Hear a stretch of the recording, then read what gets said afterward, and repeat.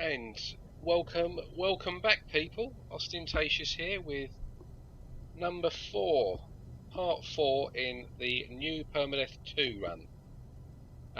Today, really just purely, almost exclusively focusing on trying to build the rest of this Stasis device farm. So I've got some sort of resource gathering to do. I've got to get a few other base parts, so some salvage data to collect. In between, we'll kind of build out this as well, get some upgrades, and yeah, just see how we go. So quite relaxed, and let's crack on. So I'm just going to do a quick audio test.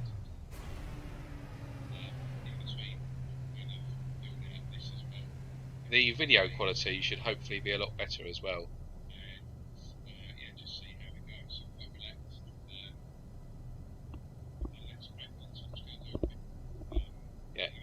Audio seems good. Video looks much better now. That's good. Right, so first things first, I need to find the frost crystal.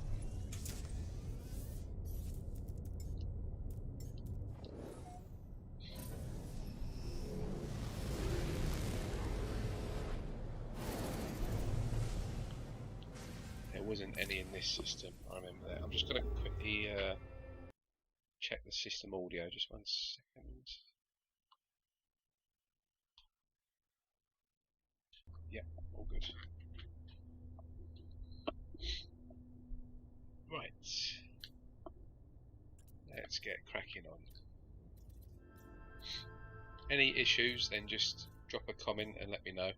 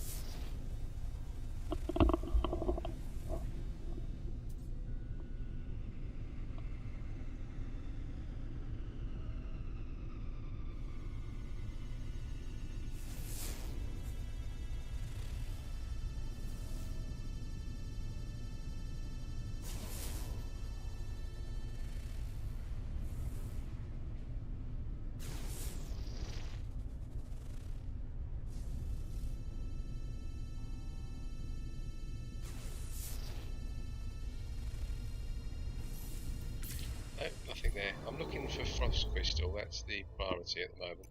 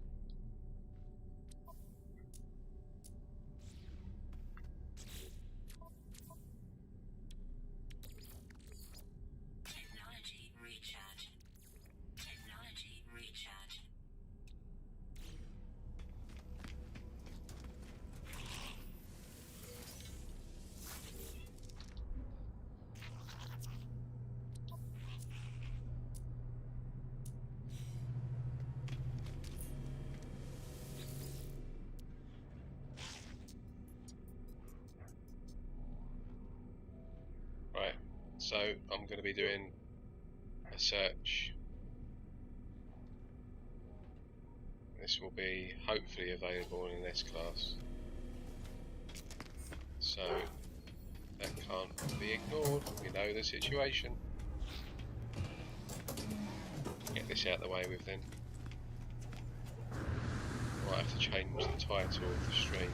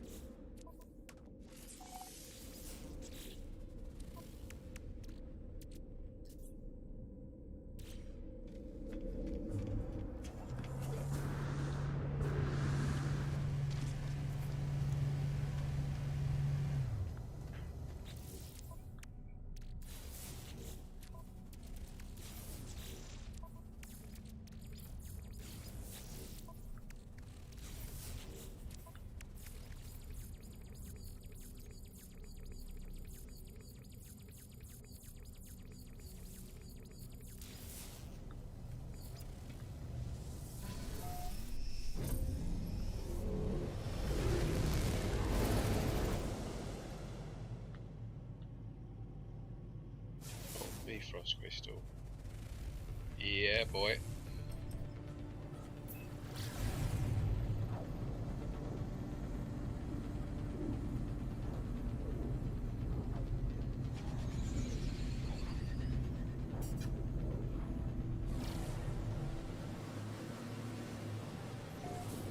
So I could kill a few birds with one stone in this system.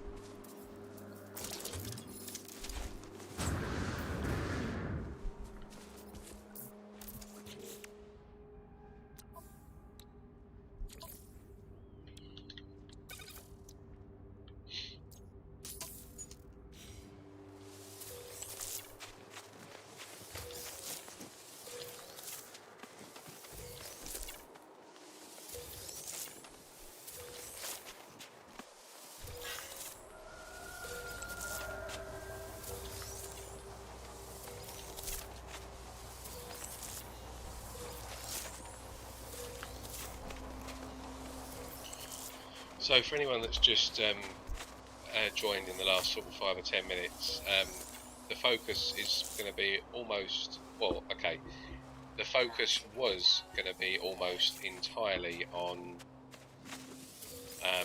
building the rest of my Stasis device farm, which I started in the last stream. But this space station has an A-class alien pistol in the space station cabinet. It also has a frost crystal planet, which is what I'm on now. So what I intend to do is collect frost crystal, start building this Stasis device section on this planet here for the radon gas. But I'm also gonna, in between, be doing searching for an S-class multi-tool, because I know that there's an A-class alien in this system. It's the default tool in the space station cabinet. It may not be an actual A-class, but I will find that out. And I'm also going to do a couple of reloads on all the various planets here, just to see what other tools spawn into that. The reason why I still do that is because, not all the time, but sometimes if you see an exotic pistol, like an alien pistol or a experimental pistol that appears in the system, it's not uncommon for there to then be another exotic experimental or alien multi-tool in the system. You find it quite not extremely common, but you find it quite often that if there's a pistol, experimental pistol, or an experimental alien, if there's an experimental pistol or an alien pistol in the system, there may also be a rifle of one or the other. So it's always worth checking. It's definitely not a set rule, but it happens more often than not, and you see other people like Lava Lamp. If he sees a pistol appear in a cabinet, even if it's a B class, he'll probably still go and search planet side, just to see what else is available in the system. Right, so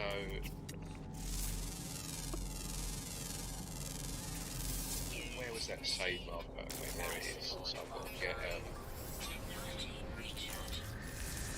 grab some of this. This is always, if ever you see condensed carbon lying around, always worth just grabbing it, because it's not the quickest thing to make, and you can't buy this stuff, and it comes in handy pretty much in any sort of farm and stuff. It's always worth getting that.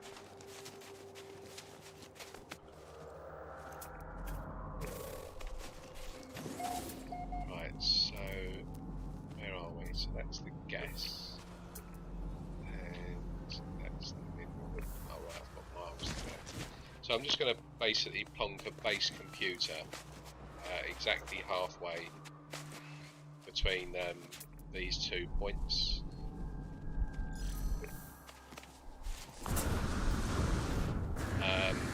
And then I'm going to quickly reload on the planet, fly back up to the space station, and see what spawns into the cabinet.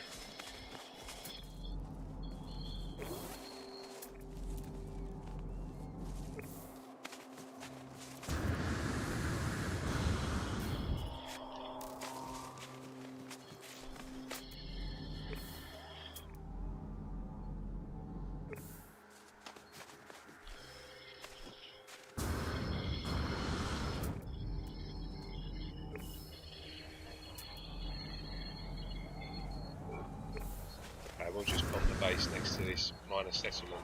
It's easy enough. Yeah, that's what we'll do. So we'll stick this base here.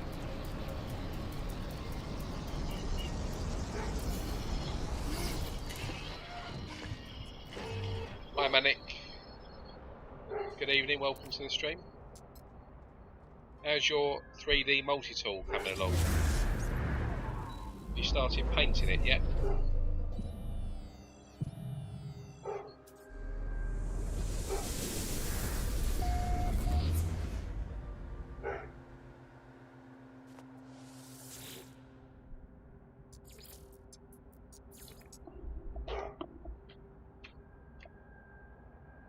So what is this going to be? This is going to be an heat. No, it's not. It's going to be a radon.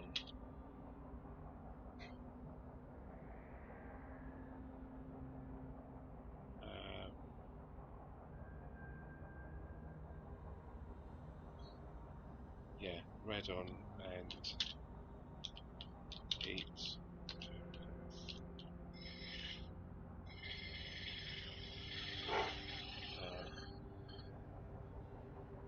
Radon and lubricant.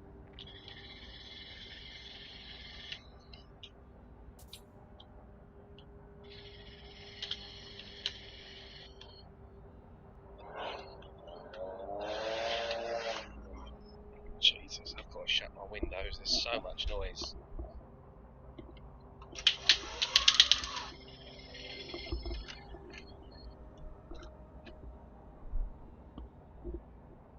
Sorry about that. If you could hear that, that was got some builders outside. It's nice, doing work at 7:15 in the evening UK time. Manic says it's in primer at the moment, needs a little more filling before paint. Yeah, well, keep it up. I'm looking forward to seeing it finished.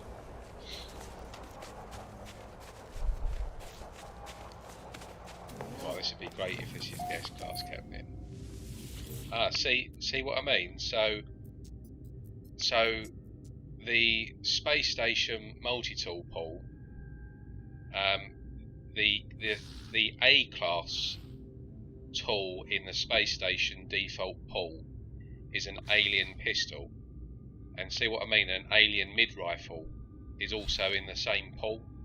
So this is the B-Class, which to me already now tells me that space station multi-tool is more than likely now a natural A-Class, so we can definitely get that in an S-Class. And this is going to be the natural B-Class tool here. So what I'm going to do is I'm going to quickly, and there's another traveller here, so this is great. It's a great little location, this. So I'm just going to quickly reload my save.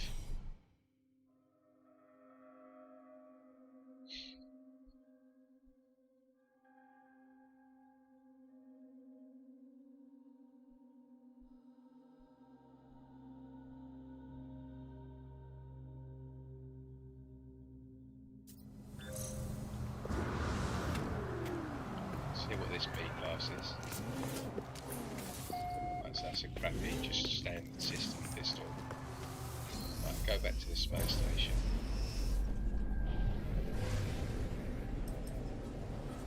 Because I think I'm going to need some chromatic metal as well.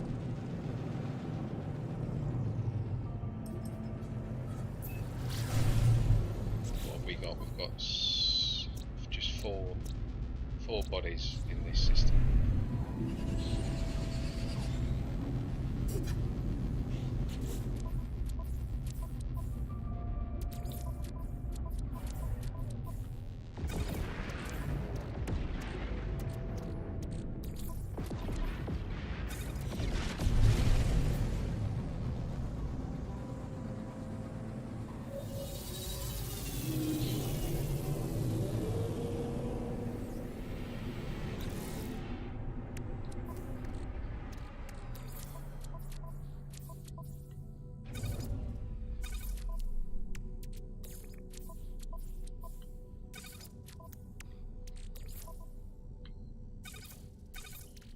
Right, 2, 4, 6, 8, 10, 12, 14, 16. got in storage?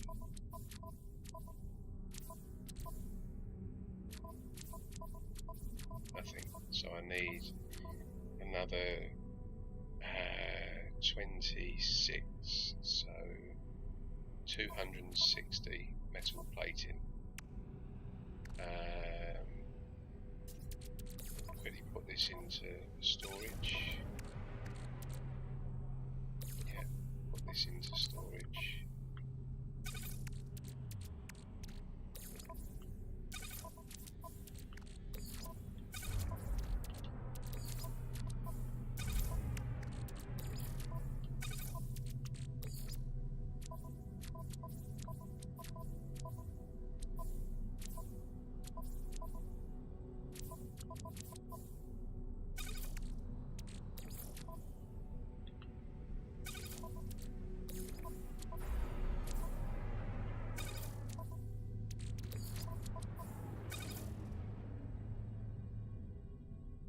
Yeah, cheers, Manic. Have a good evening.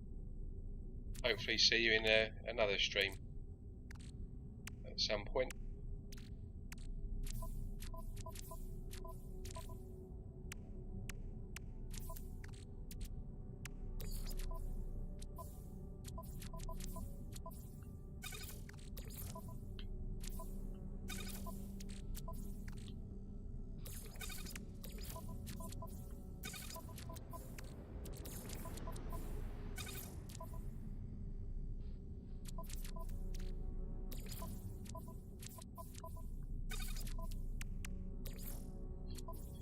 I'm just trying to free up some space here, so I can pick up quite a bit of metal plating.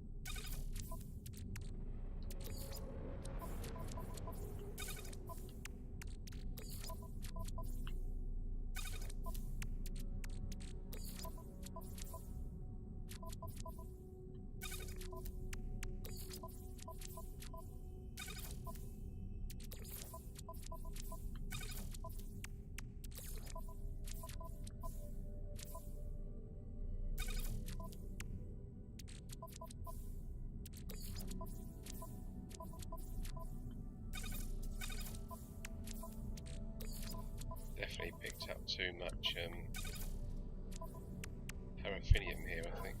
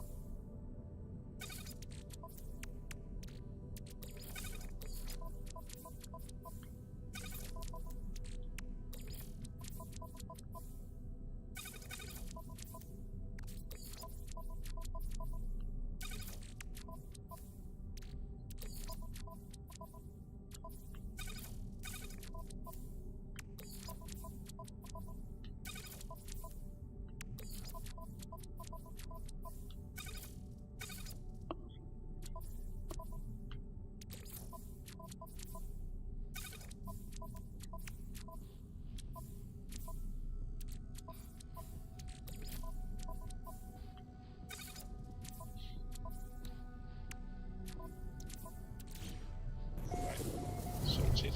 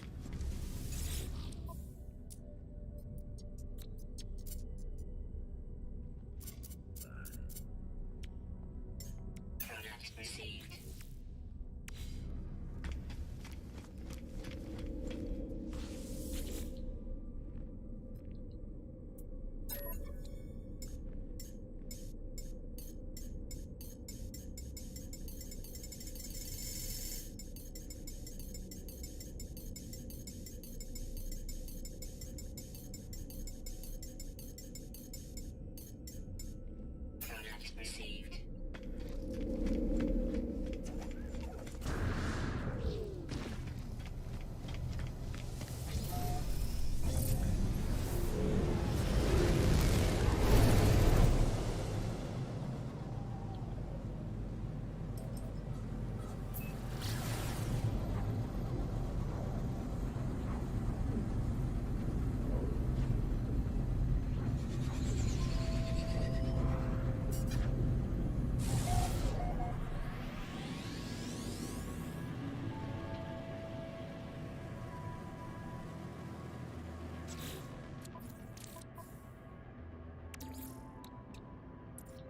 Product constructed.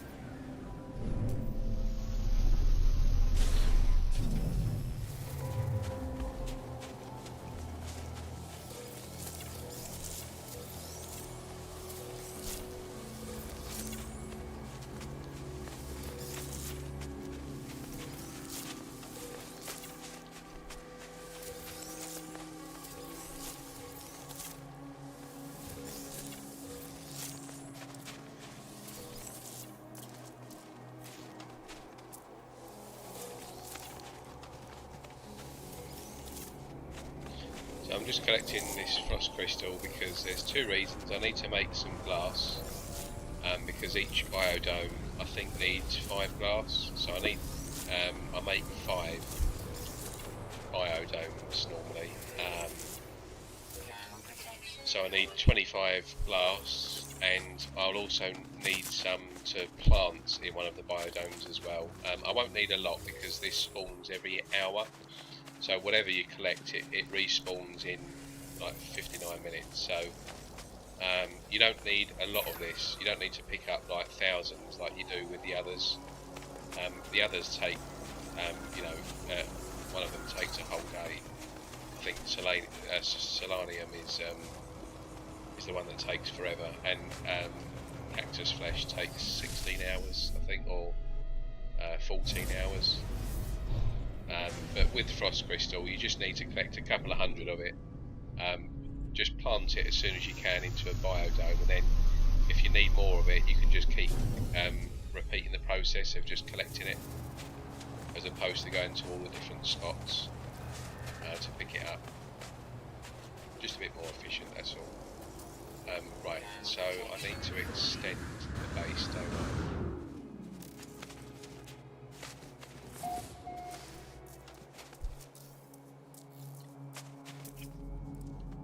So what are we? 373.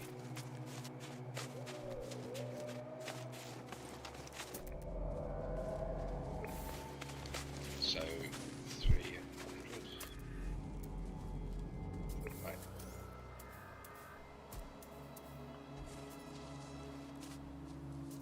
So where are we going then? This way. Right, so I'm right on the boundary there. So I'm going to start extending.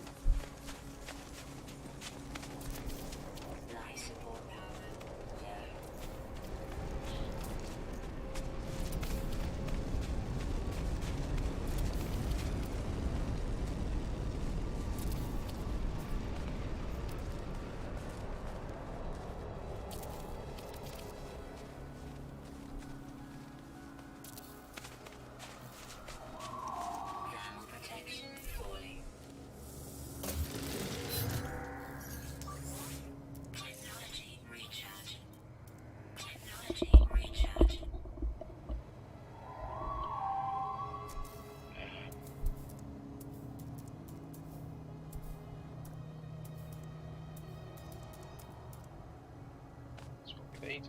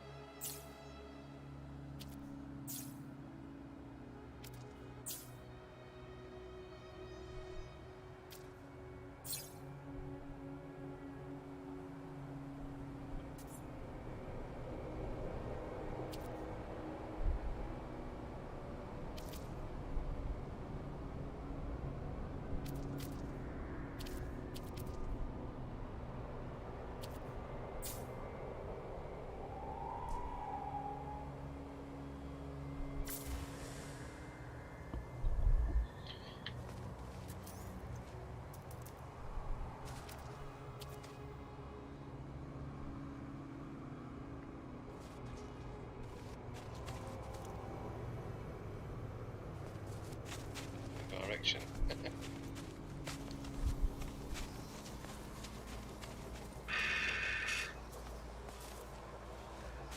I'll just put them underground, keep them out of sight really. There's no real reason to do it. That is actually just more habit than anything. Before I could sort of glitch build, before I learned how to glitch build basically, I always just used to bury the electromagnetic generators there just purely for aesthetics, just so they're not kind of towering on the horizon. What I should really do, I just keep forgetting to do it, is just glitch a load into one thing like I do with everything else, but that's just habit really.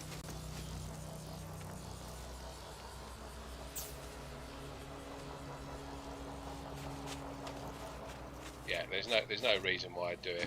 If you can't glitch build, if you're not experienced at glitching, and you just want to kind of get them out of the way, then just bury them like I did there, bury them underground.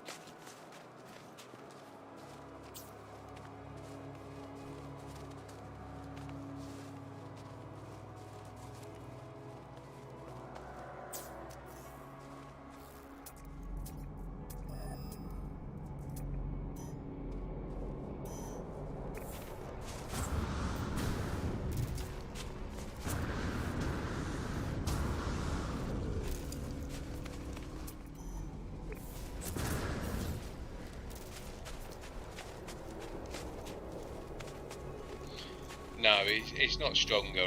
It's all the same. So once you find a hotspot, the hotspot is the same vertically and yeah, on a vertical line all the way through the whole planet up to the edge of space, essentially. So as far down as you can go and as far up as you can go in a straight line, the hotspot is always the same. That's why when you build like mining farms, you build the mineral extractors on top of one another, so you're getting the absolute maximum possible yield.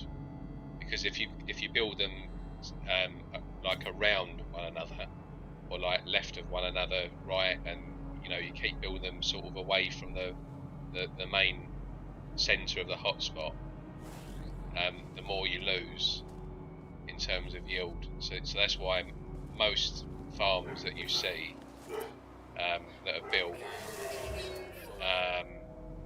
will generally be built like vertically.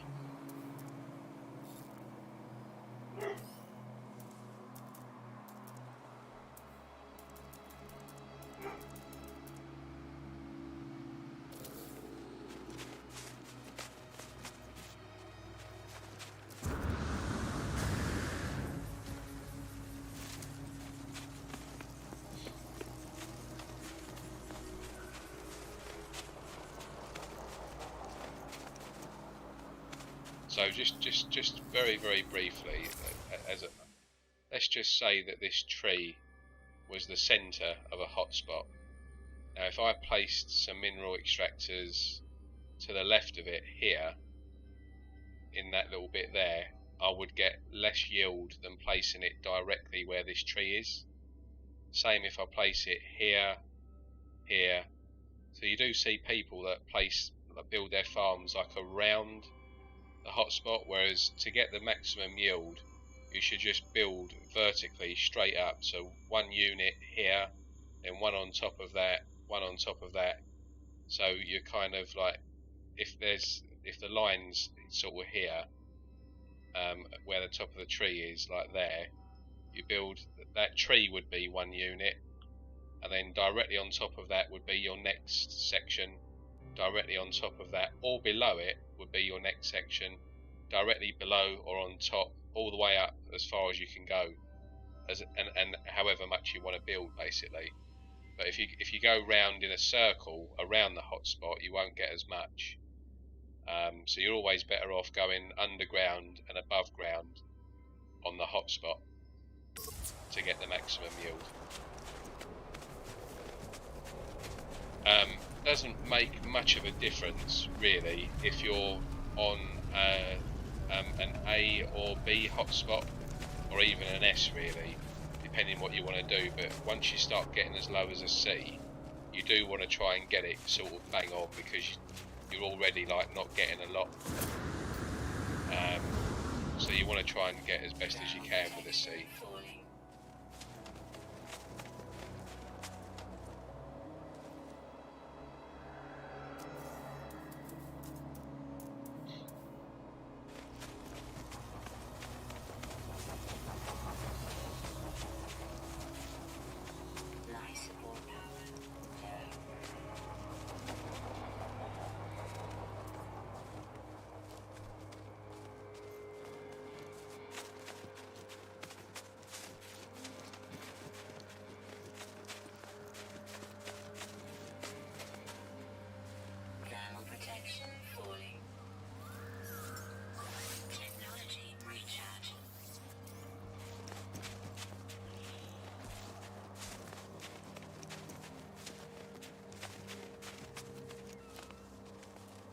So that's right on the edge of the boundary.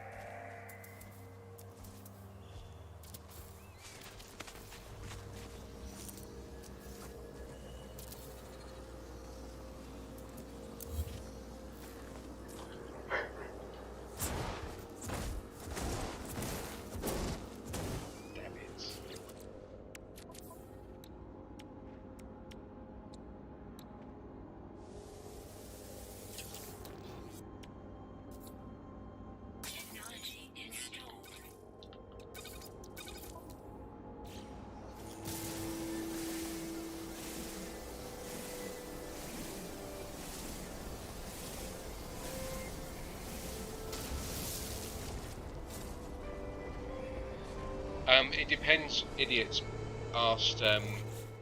Sorry, let me do arithmetic first.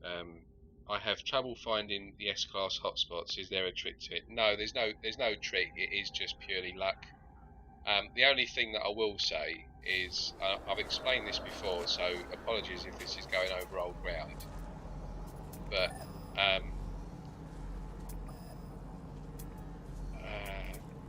right. So at the moment, I'm on, let's just say you're looking for an electromagnetic hotspot. At the moment, it's saying no nearby hotspot, yeah? But if you turned the volume up on your earphones or on your speakers, whatever you're using, you'll hear a little ping going every 2 seconds. Yeah. There it is. There it is again. That's coming from the left ear, or the left speaker, yeah? So that's coming from the left. If I go round here, it's now coming from the right. Yeah? So even though there's no nearby hotspot, it's still telling me where the nearest electromagnetic hotspot is, like which direction to look at. Now if I keep going round,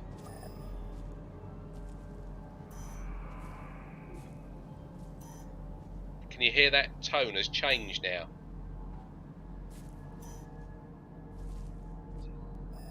So that's normal.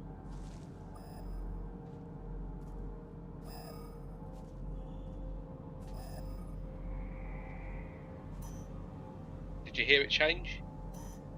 It's now a very, very faint tinny noise.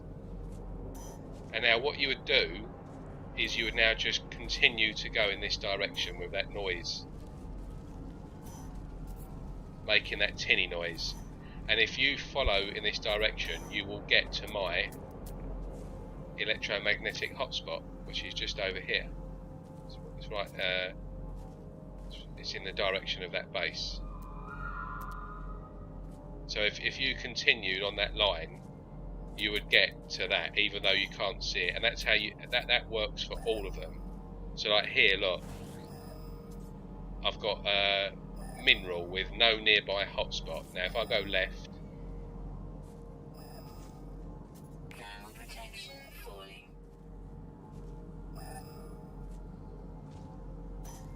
now it's changed. So that's normal tone here.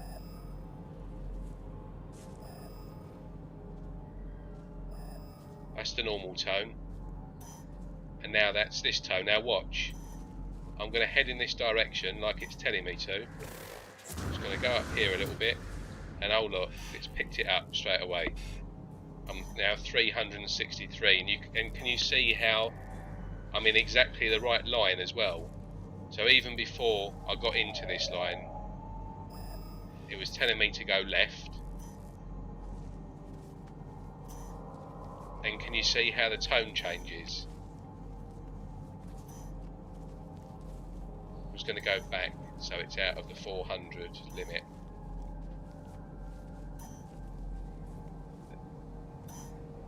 So the lines have disappeared, but the tone is still the same. So that's how you find hotspots without seeing any on your actual screen.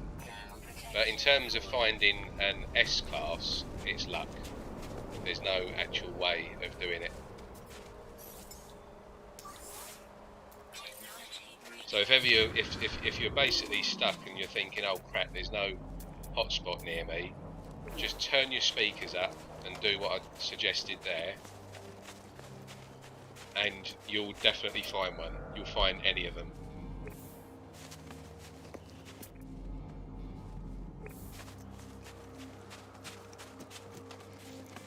I'll find this wire that I put down there.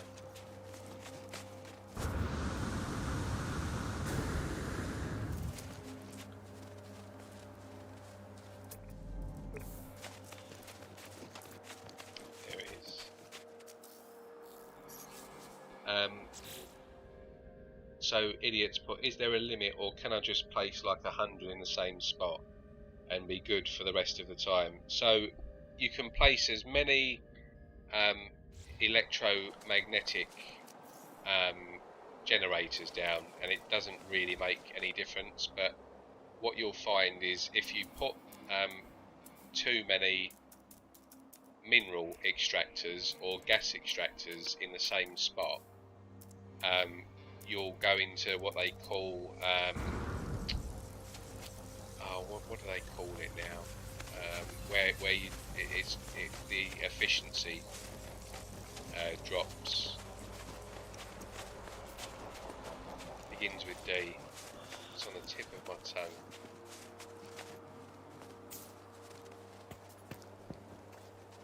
Diminishing returns. That's it. So if you place too many extractors in the same spot,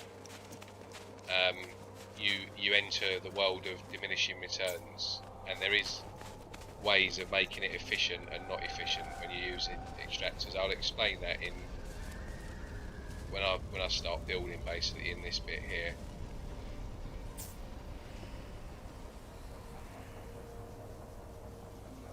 Yeah, that's it. Diminishing returns.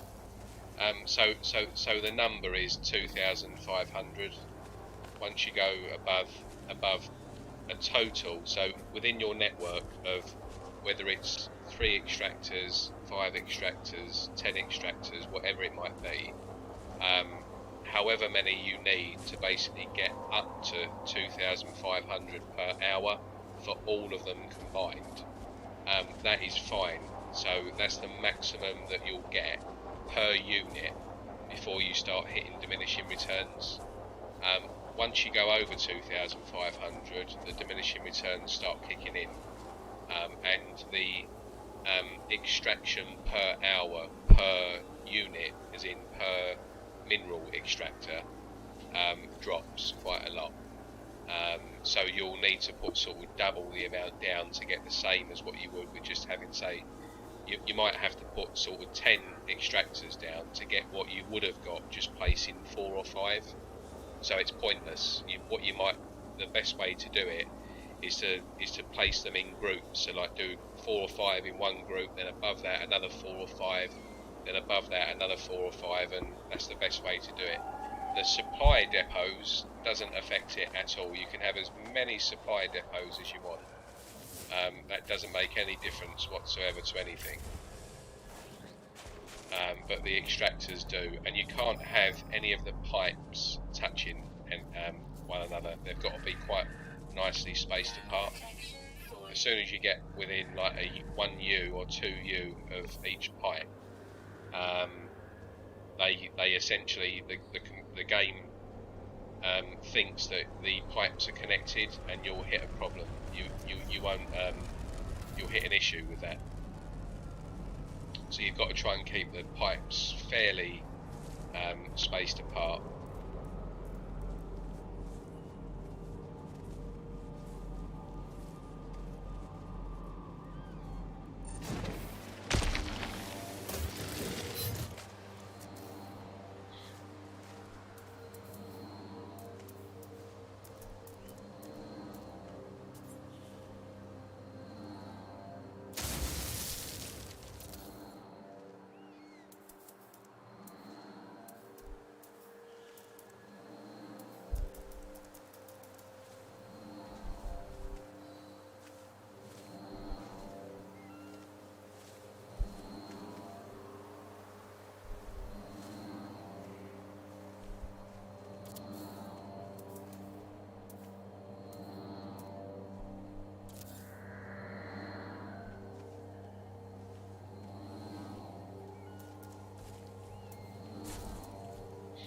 So what I'm going to do now is just glitch several of these gas extractors into one unit. So to do that, you start with a supply depot and just one gas extractor, and you place this like pipe as close to the centre here as you possibly can, because when I glitch onto this, the gas extractor is going to form roughly on the centre of that. You'll see in a second. So you use a pipe and you just do a simple wire glitch from connection to connection like that, and you can see this gas extractor here that I've just glitched from this one has now been placed just slightly in front. They're sort of glitching into one another, but it is just slightly in front of this one, and it's right on the centre of the of where that pipe was. So the centre of this gas extractor here will glitch onto that connection point there. So essentially, as long as you've marked it correctly, that will be the right above the centre of the hotspot there now. So what I do is just continue to use this here. My glitching's never that great, but and I'm just going to glitch as many as I can for the moment into one unit, and this basically just saves space, and it's just a bit more aesthetically pleasing on the eye. Not that I'm bothered about that, because I'm never really going to be at this base, only to collect radon and whatever else I need.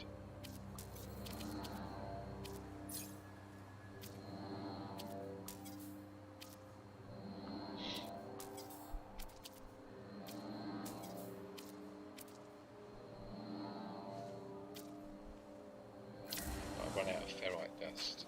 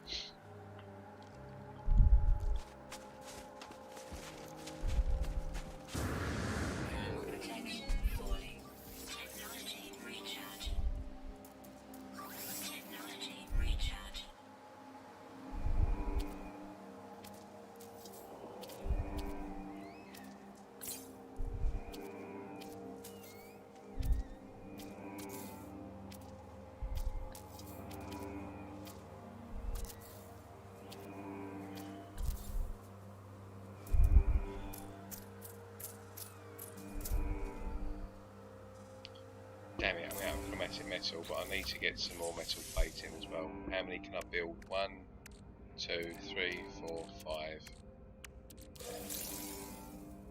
Got 5 there.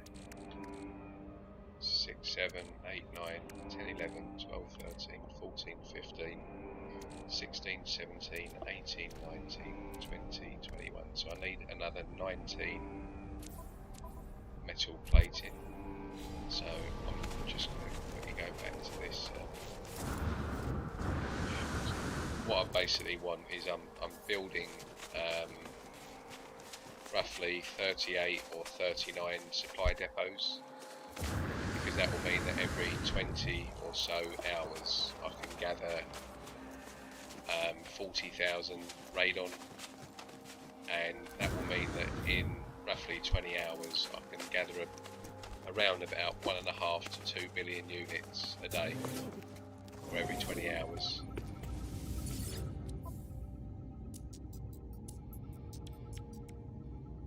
Product received.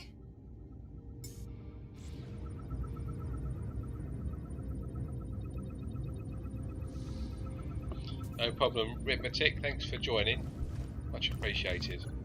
Enjoy your evening, and yeah, I'll be on until probably quite late tonight as it goes. I want to try and get as much of this done as I can, so I can basically just start cracking on with the game.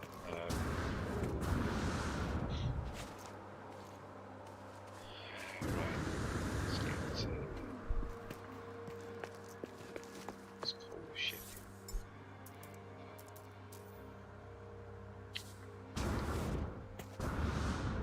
There is my ship.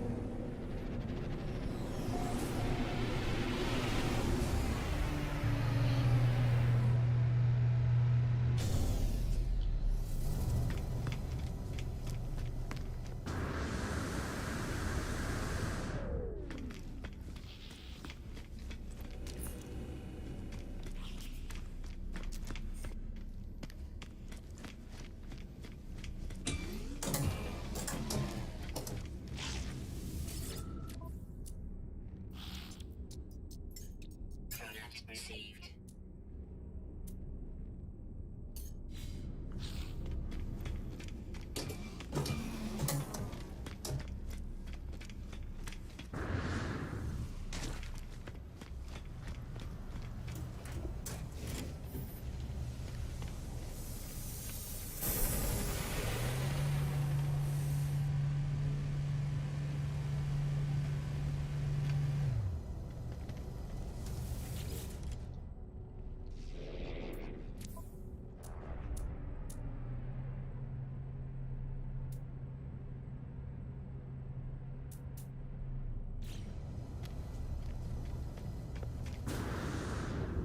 I need some chromatic metal.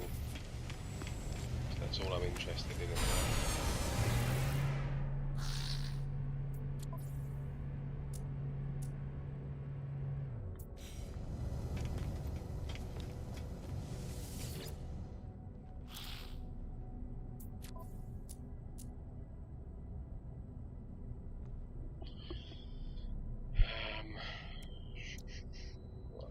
I can't find any from anyone else that comes in. I know at least one of them's got copper, so I can just refine that if I need it.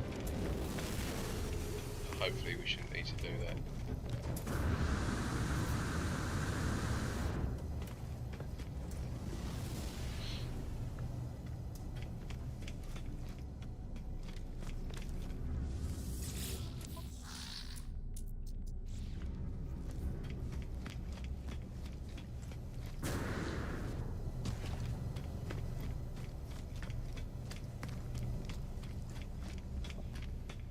Come on.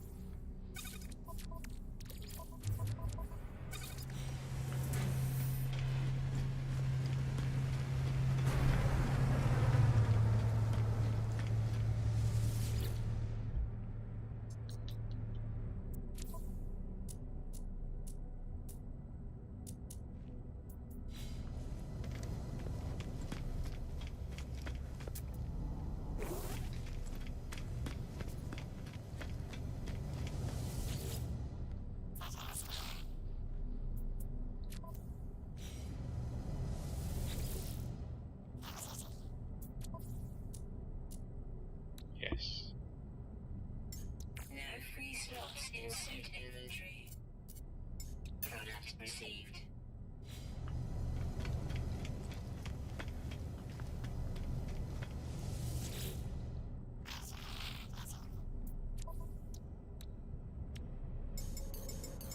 No free slots in suit inventory. Product received. Product received. Product received. Product received. Product received. Product received. Product received. Product received. Product received. Product received. Product received. Product received.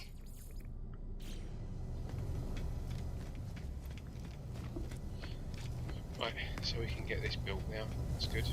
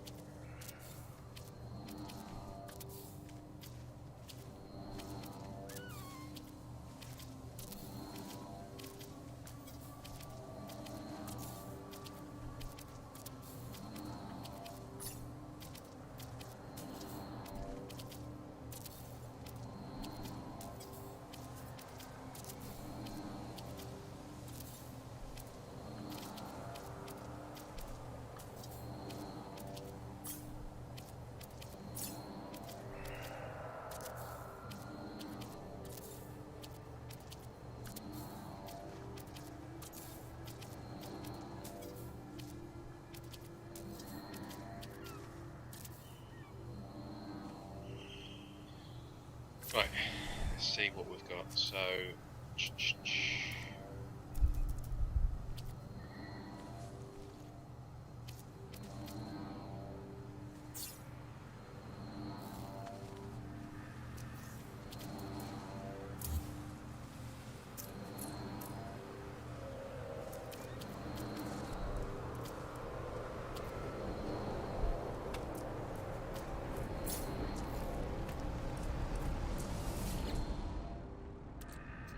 right, so if Idiot is still watching,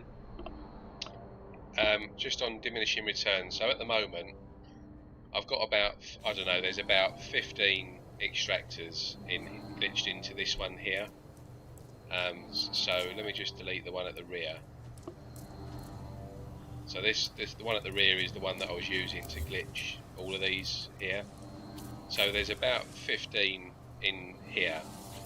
Now, those, however many extractors are in there, at the moment their combined network extraction rate is 2797 an hour, and each one of them produces 187 an hour. So each one of the extractors in here produces 187 an hour, and their total output for this one network here is 2797. However, this 2797 has gone well over the 2500 diminishing return limit.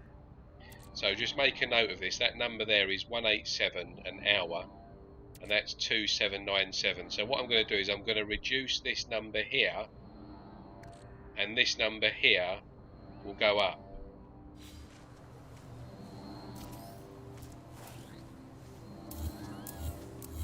So I'm going to delete 3 to start with. 217 an hour.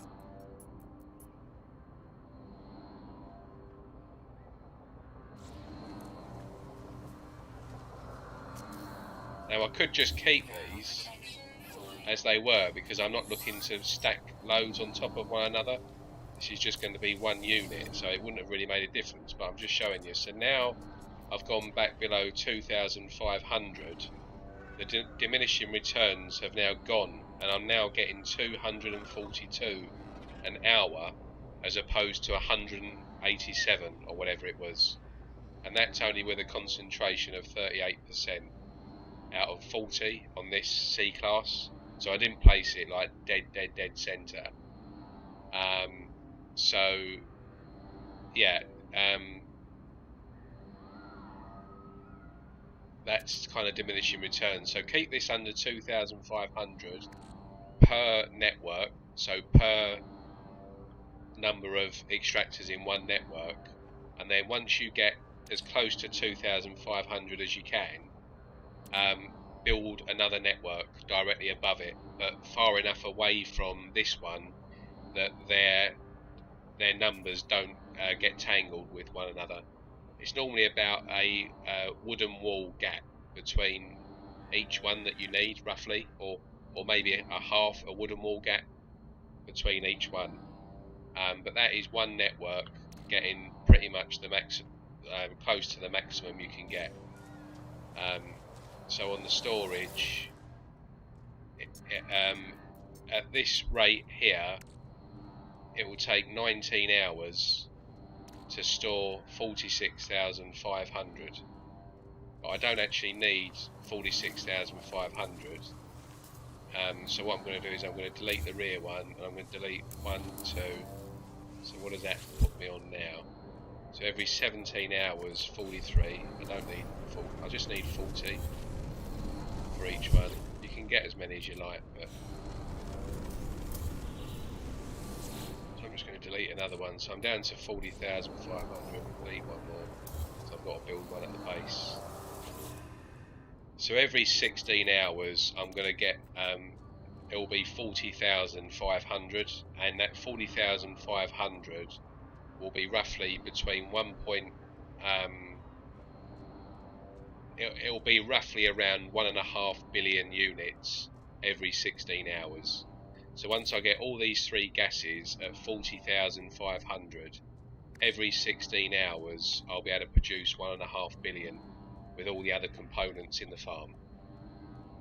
And if you wanted to, you could build another network and make that 3 billion every 16 hours, or another one and make it 4.5 billion every 16 hours, and just however many you want. But you can only spend so much money in this game, so there's no real point. And the fact that you can get 1 billion a day, I mean, you know, you'll struggle spending 1 billion a day. So just one little network here of C class is absolutely fine. It's more than enough. So I'm just going to go back to the base. You don't need to ever worry about S class, A or B on any of the Stasis device farms. It's just completely irrelevant, because you're not going to be going back every 10 minutes to get all your stuff, because you have to wait for the plants to spawn in any case, which is 16 hours for some of them. So yeah, it's not a sort of every 10-minute process, so you don't need to worry about getting, you know, 500,000 radon stored, because you just don't and won't need it. So just keep it nice and simple. So here I'm going to build, this is going to be for the biodomes. So let's just find a suitable spot. Need it high.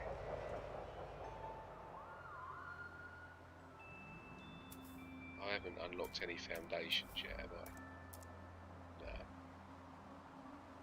It's a bit of a bugger.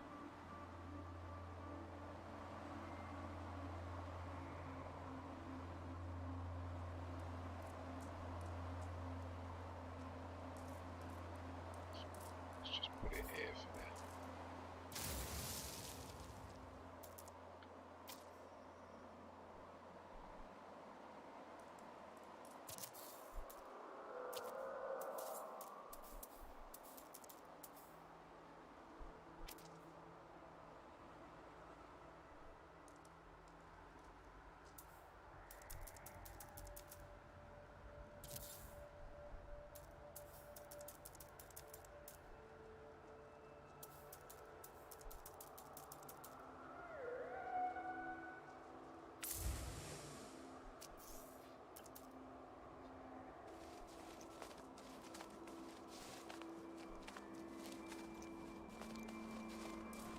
Protection falling.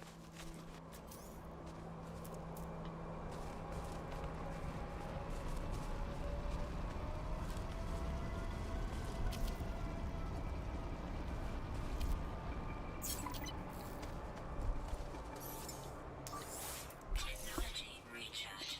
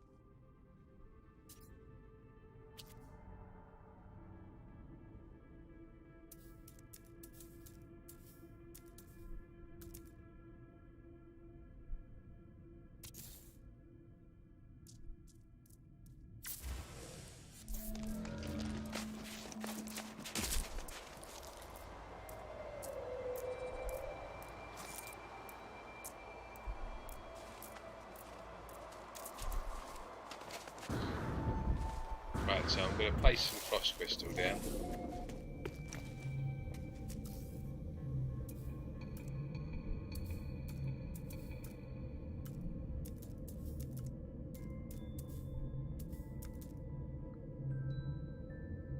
Which I haven't got. So I've just got to quickly go and get some frost crystal.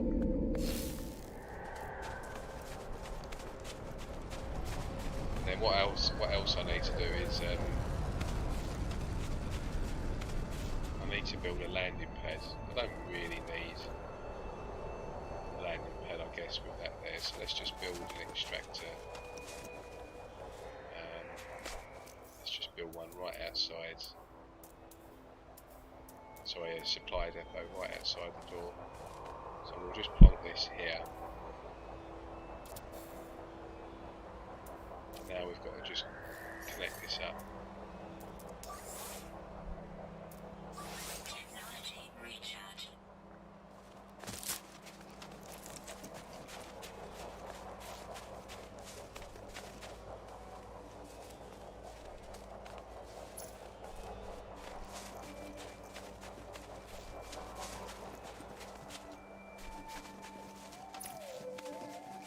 As you can see, it's nothing extravagant whatsoever, this base, and none of my stasis device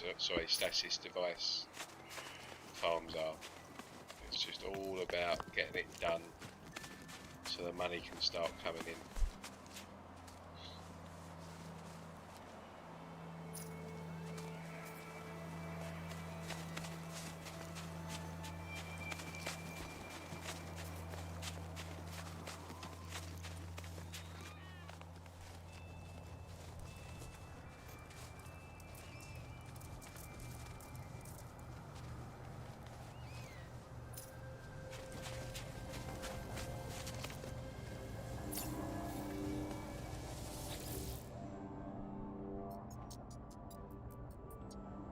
No, you use, to make frost crystal, you need dioxide and frost crystal. You basically, you can't make a plant without having that plant, if that makes sense. So even, like, to make selenium, you need selenium and phosphorus. To make Phaceum, you just need Phaceum, nothing else, just Phaceum. To make star bulb, you need star bulb and paraffinium, and to make cactus flesh, you need cactus flesh and pyrite, and to make gamma weed or gamma root, you need gamma root and uranium. So you need the plant to make the plant, if that makes sense. But with frost crystal, because it only spawns, because it spawns really quickly, like every 59 minutes or every hour, literally just this bunch here will do that I'm going to collect now, and then I can just keep going back and forth to the base and just replanting it, so I can get several thousand done. But like selenium, you need to collect as much of that as you can in one hit, really, because it takes a day to respawn. And the same for cactus flesh, and the same for star bulb. In fact, the only ones that really spawn quite quickly are Phaceum and frost crystal. So gamma root, star bulb, cactus flesh, and what's the other one? Selenium. You got to try and get as much as that in one hit as you can. So I'll collect about sort of 3,000 or 4,000 worth of selenium and gamma root and stuff, and then go back and plant that lot, and then wait for that to grow, go and do some other stuff, and then collect that and plant whatever you need from that as well.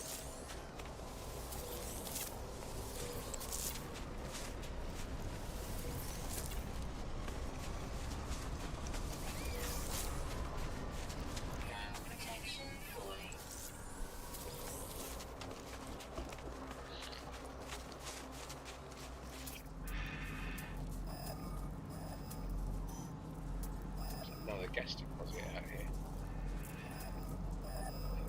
Mineral deposit there. Might look at that later. I don't need that one. The cobalt could come in handy if that's cobalt, because it is a cobalt dioxide and copper mineral planet, this one. But you don't, like, basically after I've built the frost crystal that I need, once I've built all the frost crystal that I would want in my biodomes, for me, not for everyone, but for me, dioxide just becomes redundant then. I'll never use it. Because I use life support gels for my exosuit and stuff. So dioxide, past making frost crystal, has got absolutely no use for me in this game once I've done that. So I'll just delete all of the dioxide in all my storage once I finish this.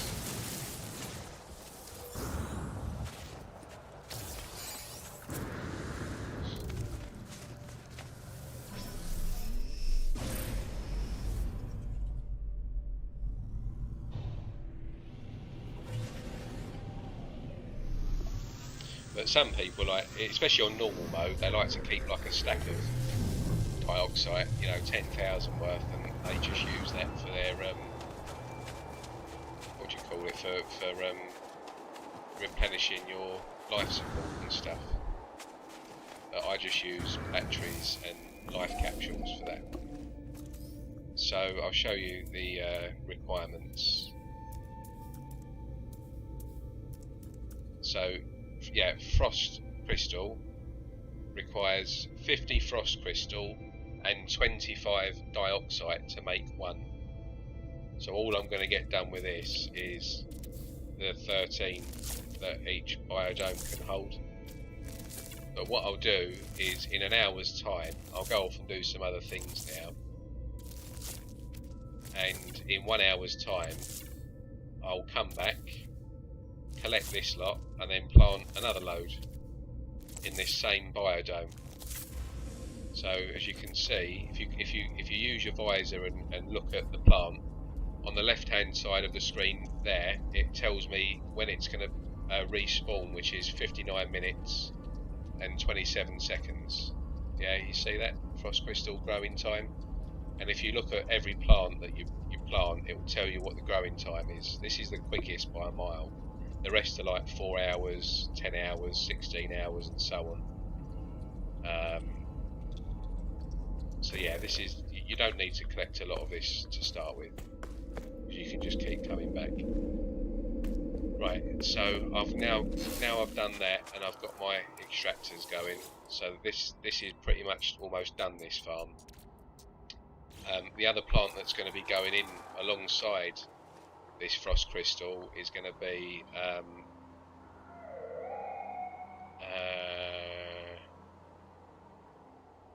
let me think about that actually.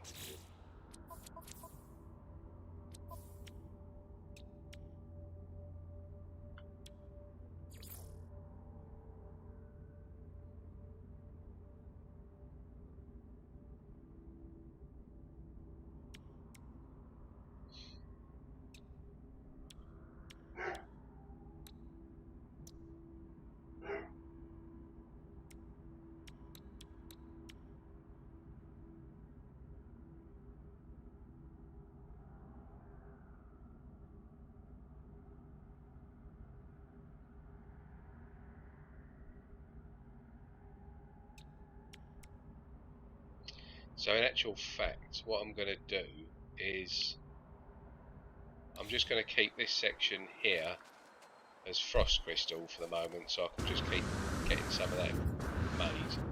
But I'm going to actually make this a gamma weed and phaceum farm so that I can make lubricant here, and then on, because I still need to get sulfurine. So on the sulfurine planet, which is a hot planet, I'll plant frost crystal and selenium on the hot planet. So that can be my heat capacitor planet when I find it. This can be my lubricant and radon planet. And then I've got the other one already set up, which is the star bowl and cactus flesh planet, which makes polyfiber. There, so that makes polyfiber.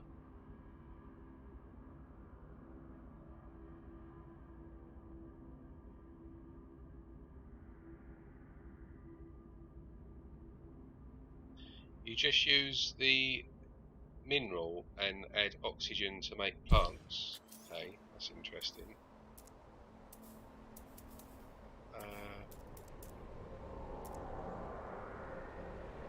Damn it, I don't think I've got any refiners unlocked yet.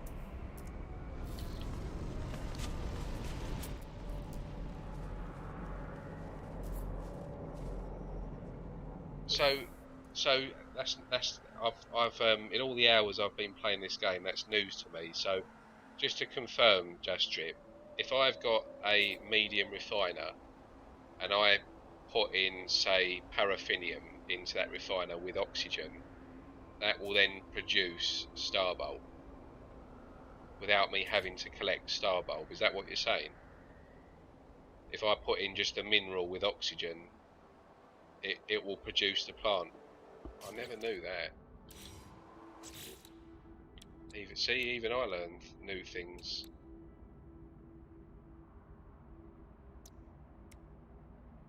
Required parts.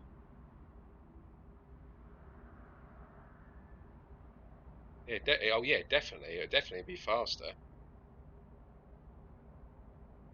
Oh, that's cool. So I'm gonna try that.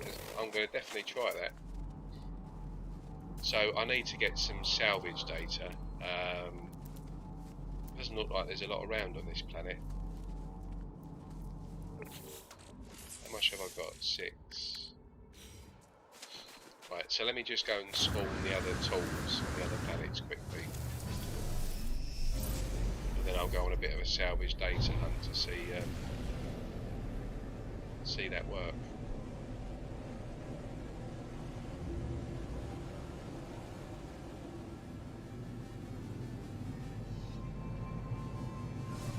Oh, I wish I'd have known that. That would have saved so much time in other game modes that I've played and built stasis device farms. So I tend to, well, I every time I go around and collect the whole lot that I need.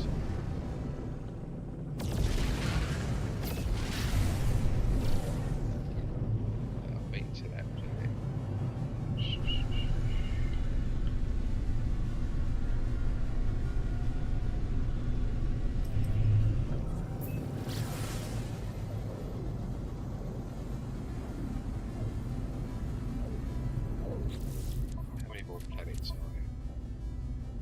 This has got 2 moons.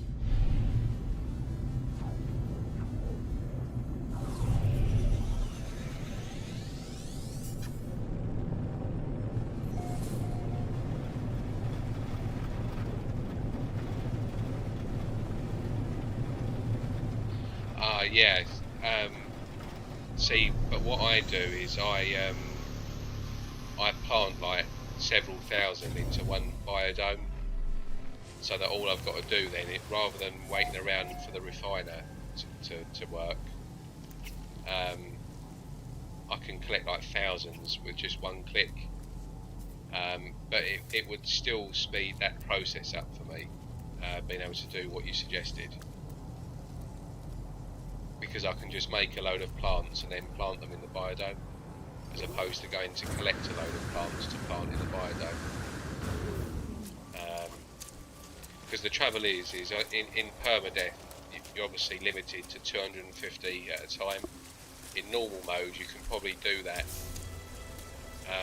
just as efficient as maybe collecting it all in one hit in a biodome, because you can obviously stack 10,000, but in Permadeath or survival you can't do that. So you're going to have to keep sort of, you know, going back and forth between all the refiners. If that makes sense.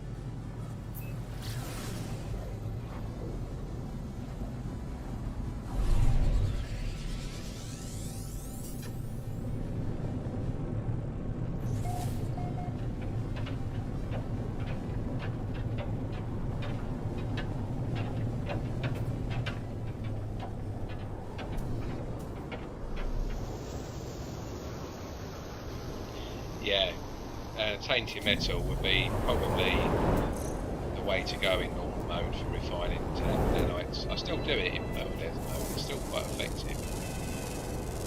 But you can just obviously, the great thing about normal is you can just let everything keep running without having to worry about, you know, taking it out, putting it into wherever you need it stored, and so on and so on. So it definitely does change the way you play a bit in the different modes, for sure.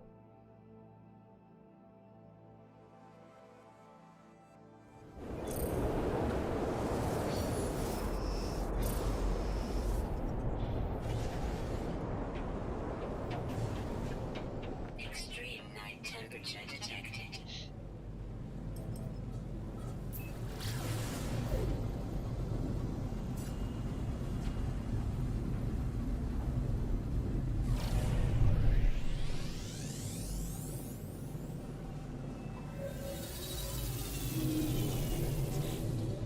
Is that a hot planet there? So there's the cactus flesh.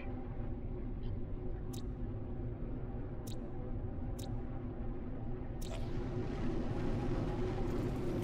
that was for seal, wasn't it? No.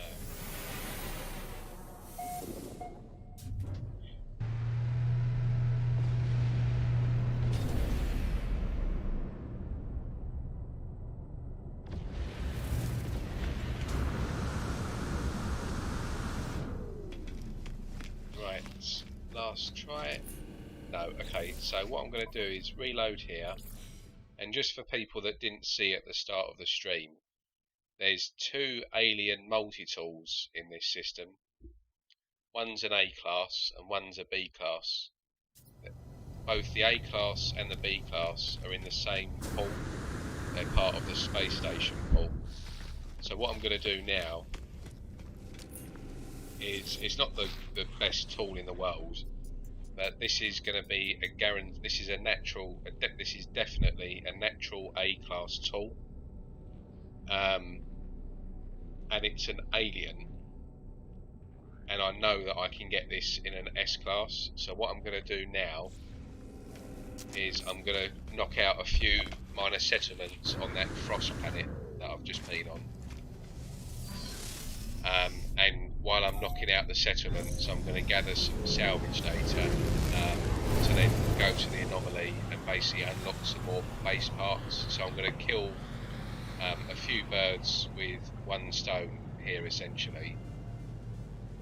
But I will say it's not going to be probably the most interesting viewing, because it's going to be quite repetitive, sort of flying to each minor settlement and stuff.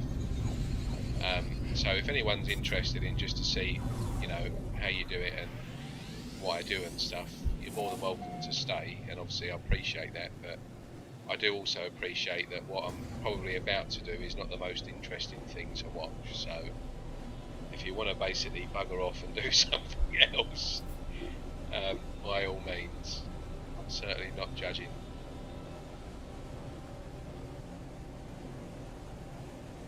So I'm just going to quickly land this.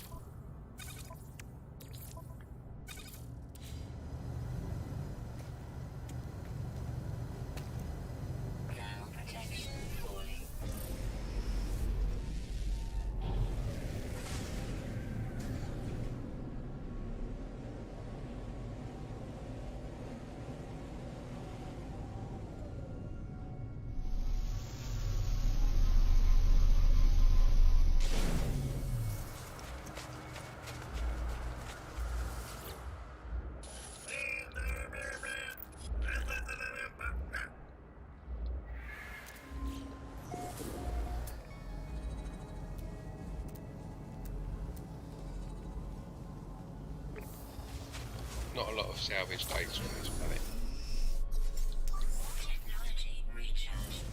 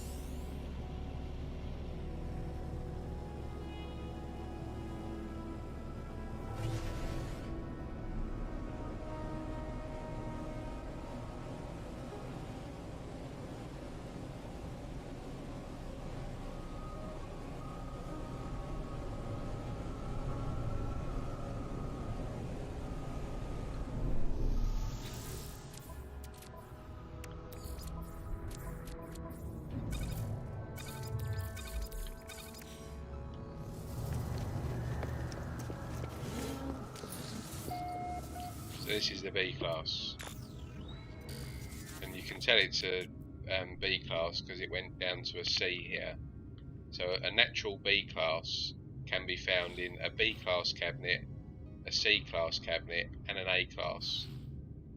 Most of the time, if a tool is a natural C class, you'll hardly ever see it spawn above a C. Like kind of 9 out of 10 cabinets, it will be in a C. But a B class can jump down to a C and up to an A, and this tool here is a natural B class. So you can basically instantly forget about that tool ever being able to be found in an S class in any cabinet. The only way that you can actually upgrade this tool here to an S class is by using nanites. Or the it's just using nanites. But the tool that's in the space station cabinet is a natural A class. So again, that can spawn in a cabinet one below its class or one above its class. So only natural A class tools can be found in S class, because they can spawn one above or one below.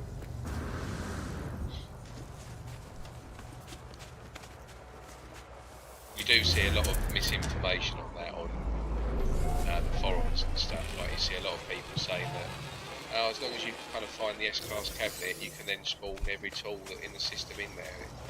It just doesn't work like that. That's not how it works. Unfortunately, I wish it did.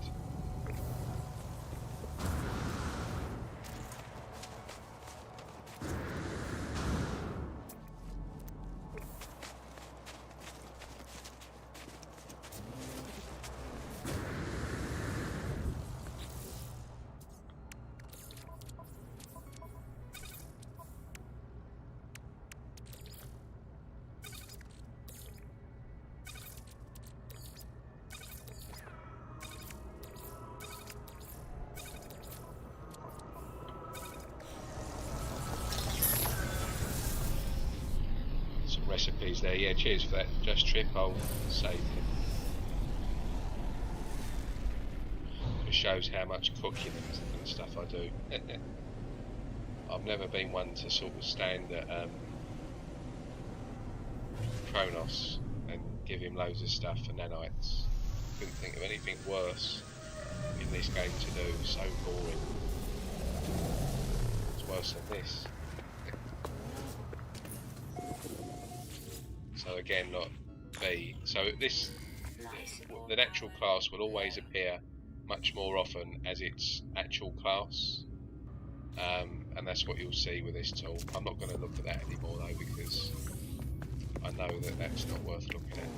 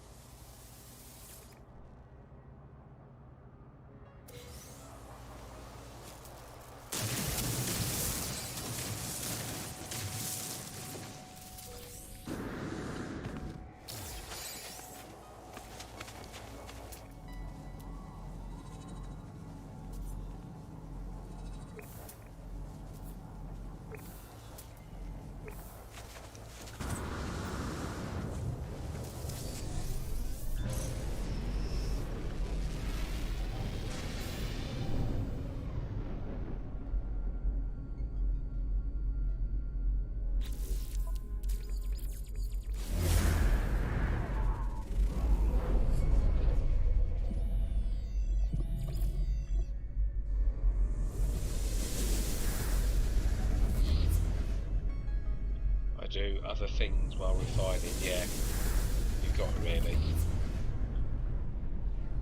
But it's not the refining that I mean. I don't mind refining as much. It's that process of standing in front of Kronos and just sort of giving him one of those whatever you've made at a time to get really not a huge amount of nanites as well. I can't that sort of stuff in games. I can't do. This is sort of my limit. A repetitive process, but kind of still being a little bit different, if that makes sense. I don't mind it, but when you're just standing in the same spot doing the same thing constantly, unless it's for an achievement, yeah, that is. I don't find that stuff fun.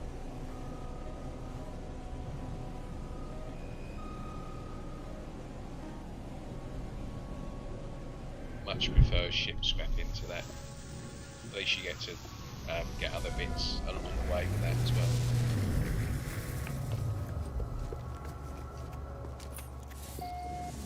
So this is the space station tool. So natural A class, and as you can see, it's jumped down one class to a B class.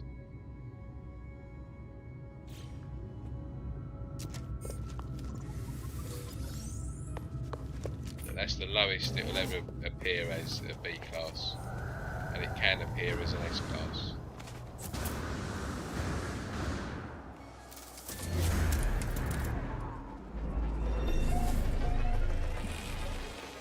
Suit power cells depleting. Thermal protection falling.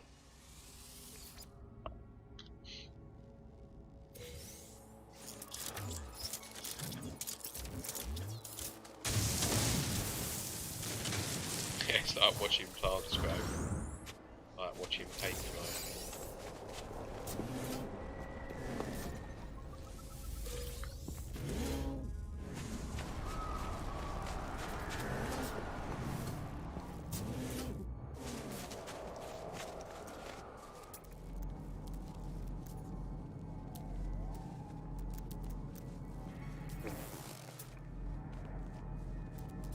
Thermal protection falling.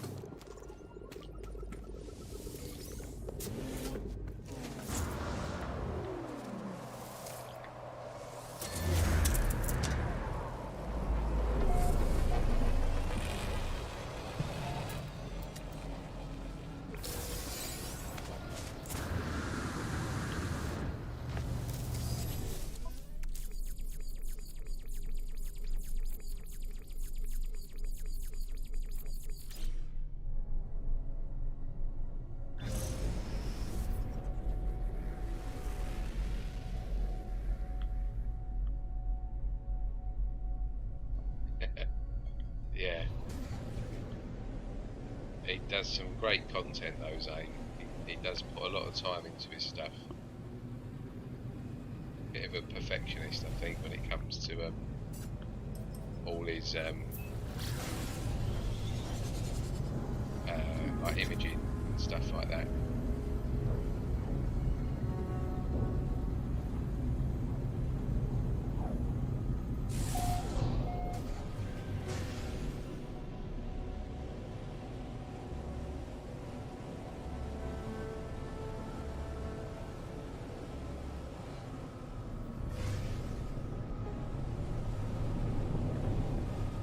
He's got great videos, Zane, on how to do certain things in this game. I've learned a lot from Zane.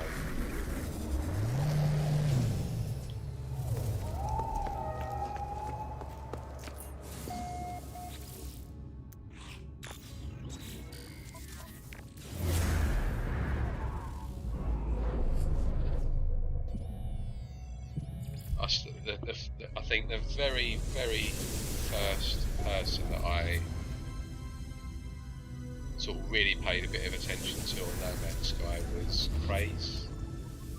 But he doesn't seem to, he seems like he's branched off into other directions now, like other games and stuff, because he's built obviously up quite a big YouTube base now.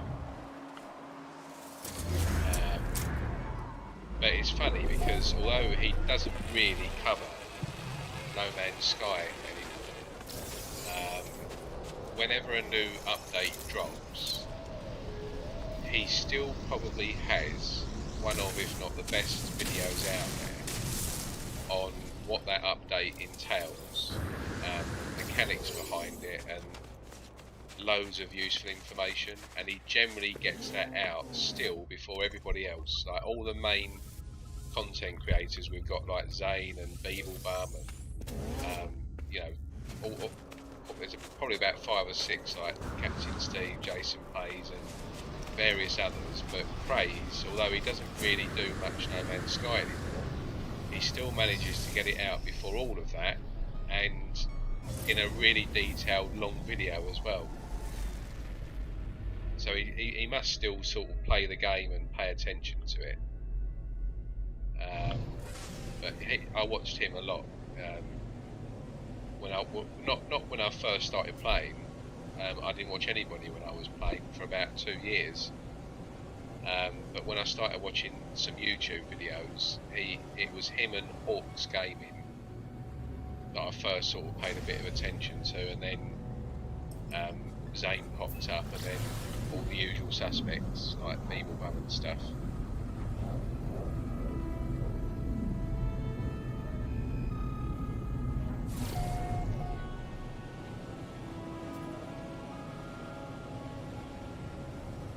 Craze is the one that taught you about the mystery meat stew. Yeah, he's still got, I mean, some really good videos on you know, what to do, what to avoid, what to do quite quickly, and so on and so on. It's good.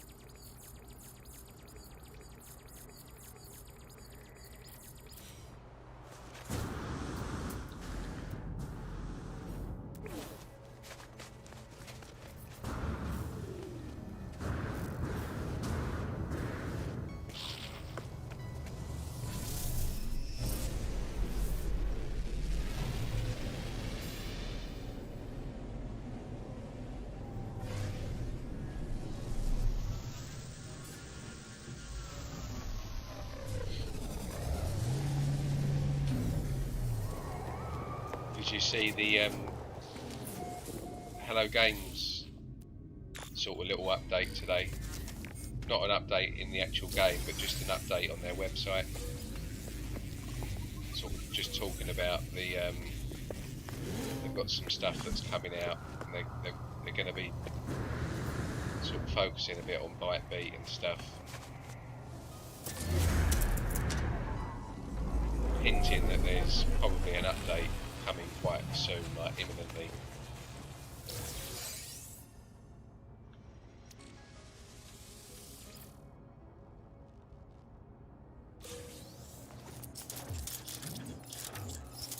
Which should be good.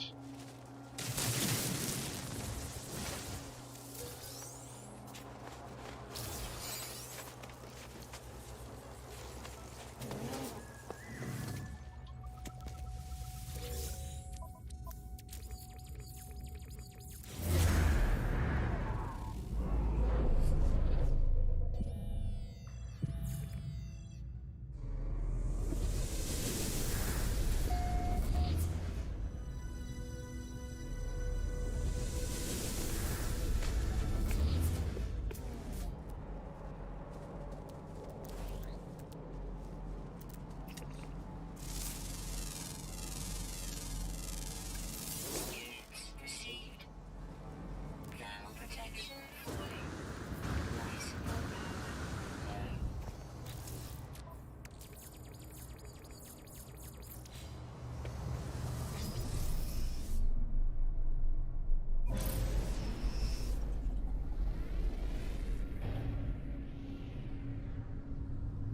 Yeah, they haven't like given a date or anything on the update. It was just we've got some really exciting things that we're going to be releasing soon, and they were sort of mentioning that they hang on a second, I'll drop the link in the chat, just 1 second.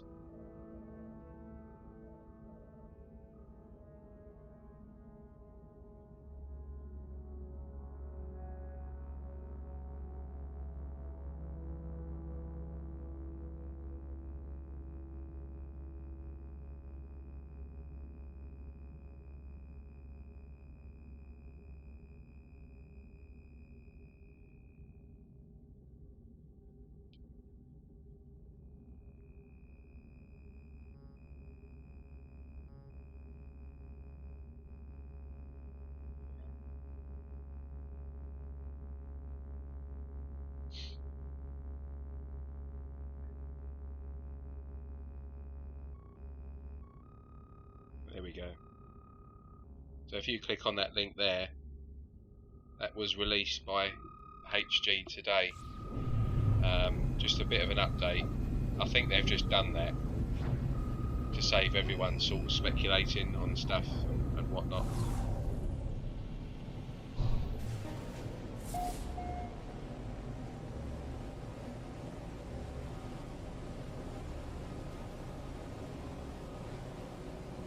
Talking about the new feature bases as well, we've got 2 admin and moderator interstellar index bases in that feature base section this time round. A couple of the mods that we've got have got their bases in there, which is good. Interstellar index is getting out a bit more now. We've got 13,000 members, so hopefully it won't be long before we're getting our own logo and that as well.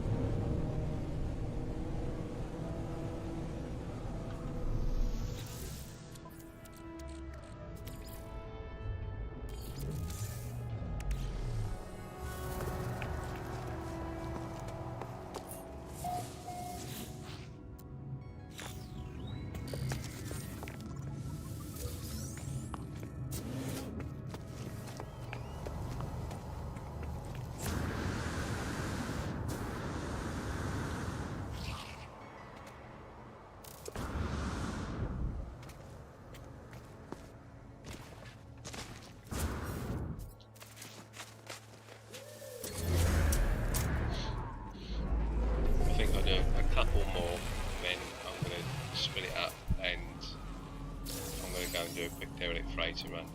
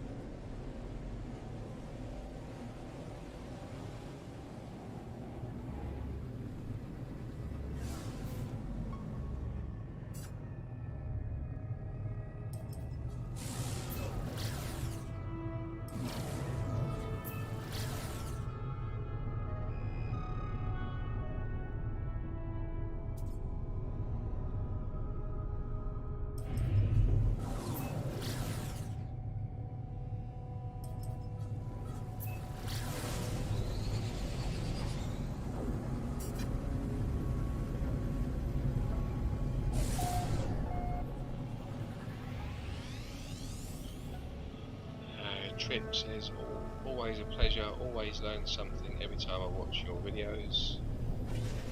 Going to have to figure out how you overlap to supply depots and mineral extractors. That is basically just a very, very basic wire glitch. I haven't got like a how-to video on that, but I'll tell you who has got a very, very good video, and it shows you exactly what I do and how to do it. Is Zane. He's got an older video, it's about maybe 2 years old, and it's the basics of glitch building, or like 10 things you need to know, or one of them type of videos. Search on Zane's channel, because it's one of the first things that he sort of shows and explains in that video, and he shows you exactly what I'm doing.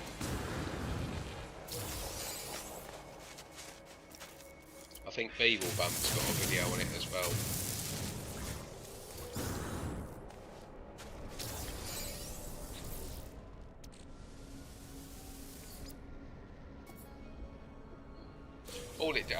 It doesn't give you like any advantage or anything like that. All it does for me, like the only reason why I do it is so that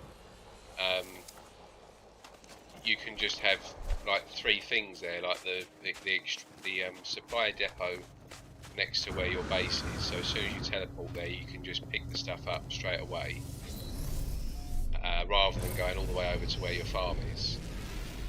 So you've got that one there, then you've got the one main one plus the mineral extractor, but you can have like 50 glitched into just one unit, and I just think it takes as much time doing that, if not even quicker, doing the glitch than it will plonking 50 down with 50 separate pipes and doing all of the like finicky placements of it all. But not only that, it just looks better. It's obviously a glitch, but it just looks better.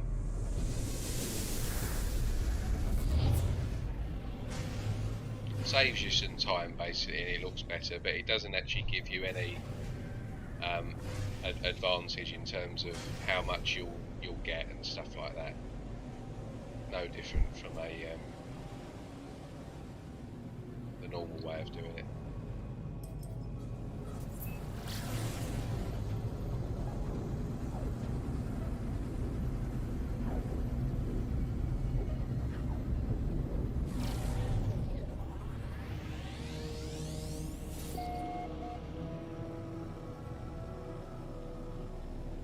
As you'll see, like in this process here of looking for the tool, I'm slowly building up a nice little inventory of salvage data here to be spent on the anomaly, but at the same time I'm also knocking up my nanites and building up the nav data.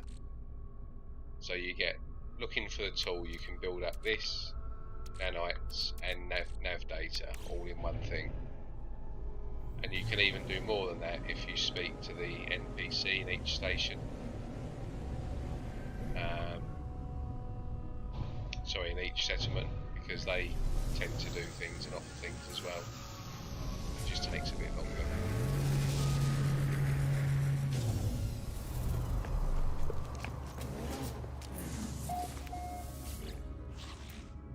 There we go, Bosch, S-Class, so that wasn't too bad.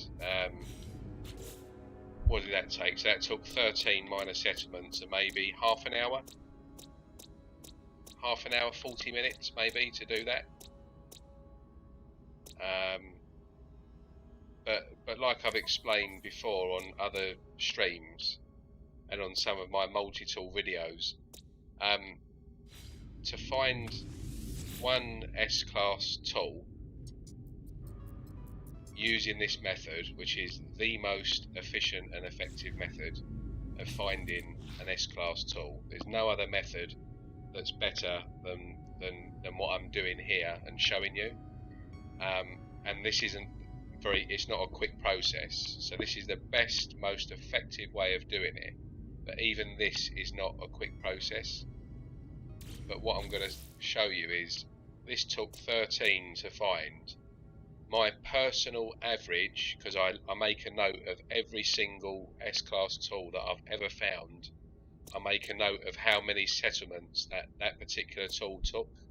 So I've got an Excel spreadsheet which takes note of all of these, and my average number of settlements it takes me to find one S-Class tool is 48. So this search here took basically 3 times, it was 3 times quicker, nearly 4 times quicker than what my just average search is for a tool. And a lot of people don't realise that. They kind of see us post S-Class tools and think, oh, that I'm going to give that a go. It must be quite easy because they're always posting them. But it actually does take quite a lot of time and effort to find a tool. 48 settlements is probably about 3 hours work. Anywhere from sort of 2 to 3 hours work. So and that's my average. Some will take over 100, and I've had some take over 200. I've never had any over 300 yet, but I've had some near to 250 settlements before I found the S-Class cabinet. So this one was relatively quick. It was similar to the one in the last stream actually. But I'm not going to have enough money to buy it, I don't think. Oh yeah, I have. So I'll just buy and add this to the collection. I'm not going to bother making a video of that or logging it.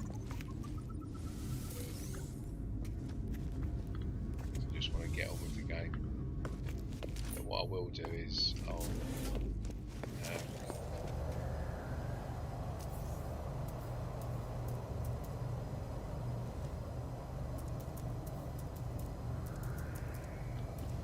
mark the location of it here.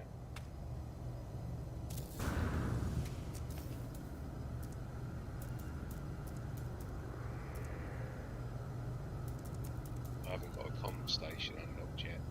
Okay.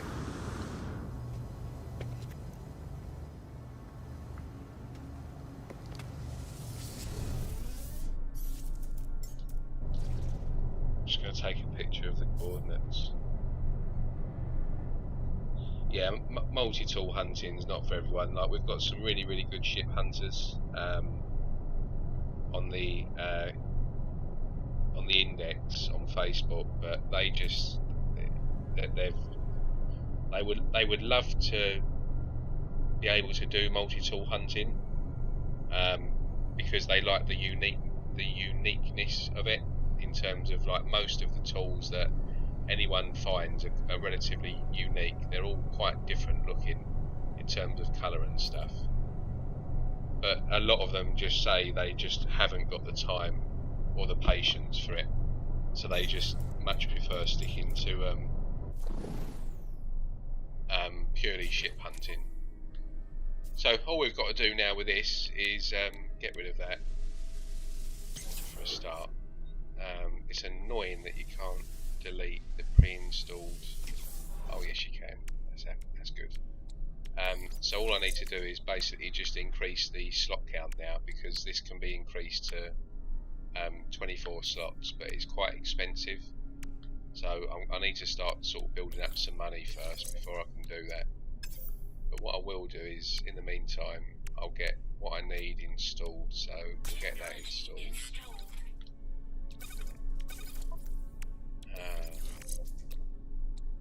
Get this installed.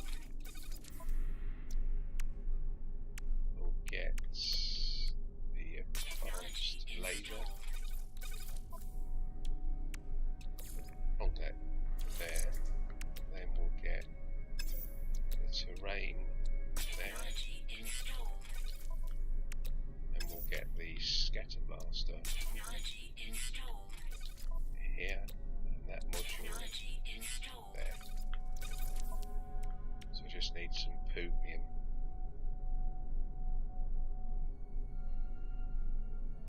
So what I will need to do is put these. Have a look and see if there's any for sale.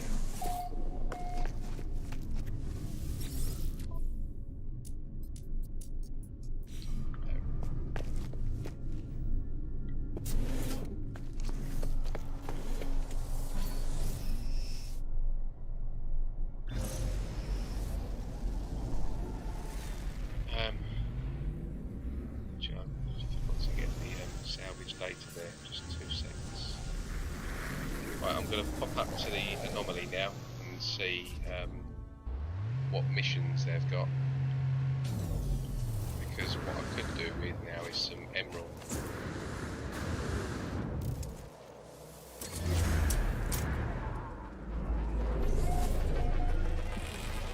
Yeah, that's right, they can give you a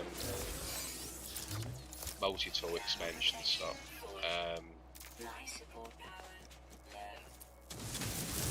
It's just kind of fine and stuff. If I come across them, then I'll have a look between now and getting some money together.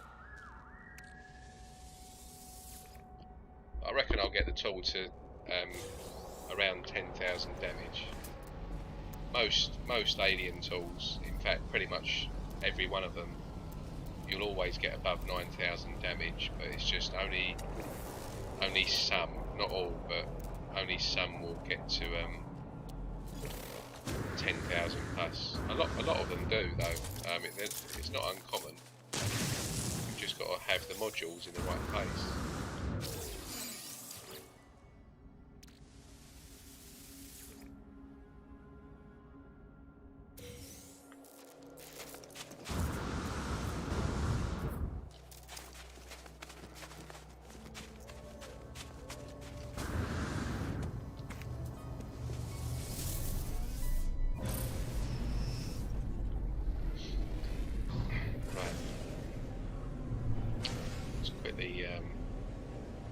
Just very quickly go and collect this frost crystal.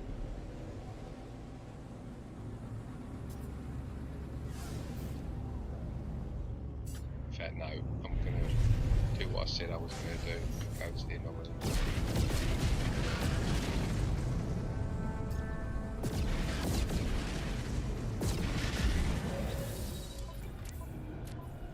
So if anyone's just joined, we've finally got the S-Class. So that will do. It's not the best tool in the world. I quite like the colour though. The green and the blue goes quite well. It's nice that it's got bone. It would be better if it had spikes at the back here. But that's not bad. I'll take that. So this is going to be my main tool for quite a while now, I would have thought. So let me go to the base part area first.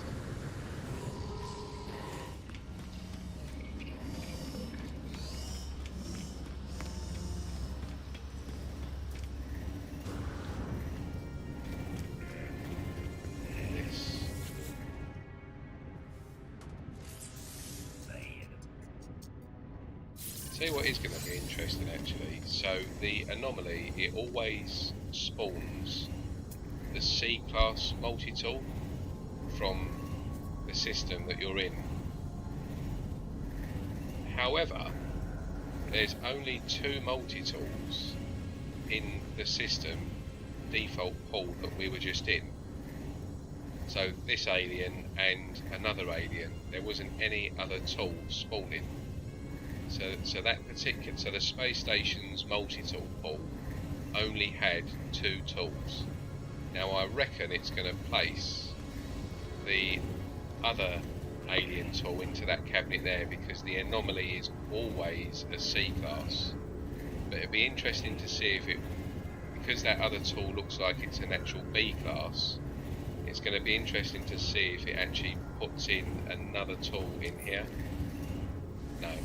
So it's spawned the B class natural tool into the C class cabinet here, but this isn't a natural C class; it's an actual B class. So yeah, the anomaly is it got nerfed. You used to be able to get any class of tool from the system in this cabinet, but they nerfed it down to a C class. It will never ever be above a C class now. I don't know why they did it either. I've got no idea. Literally, none of us. We've got no idea why they nerfed the anomaly to a C class. But yeah, they did that. I think they did it with the Desolation update, like the Derelict Freighter update. I'm pretty sure it came with that. It's just really random, like a really random thing to do. Items received.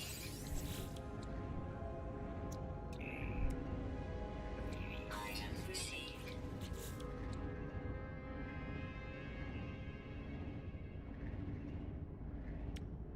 Items received.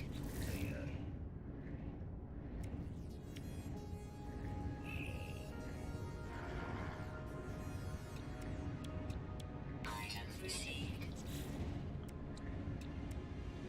Items received.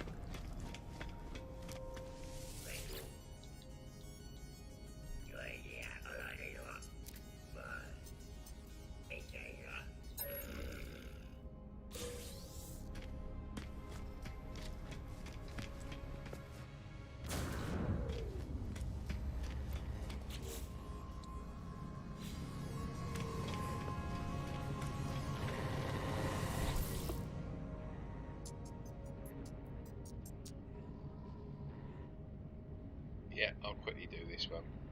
Might as well.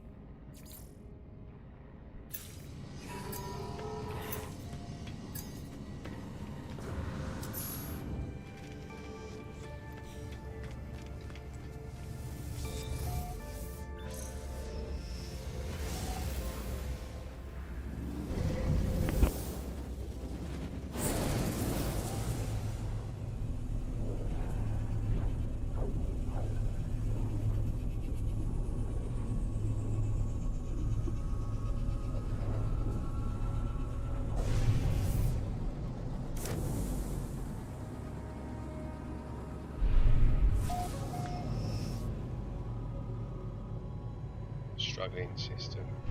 I'm just going to quickly see if they've got any Puglium to sail here.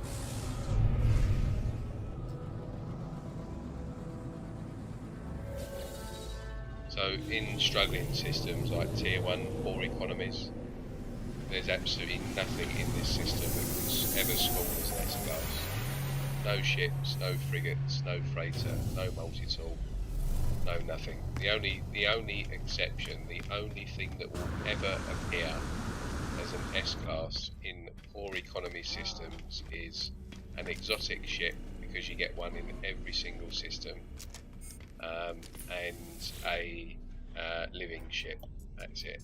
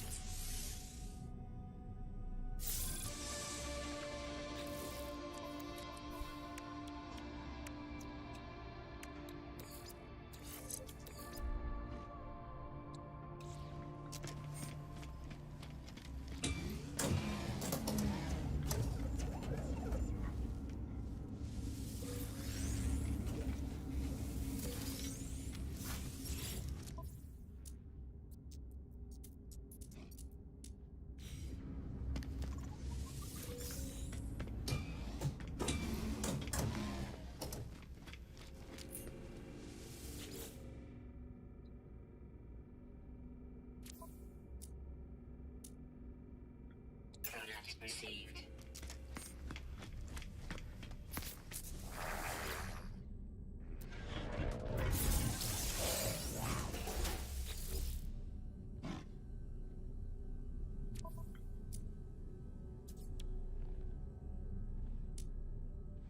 Product received. Product received.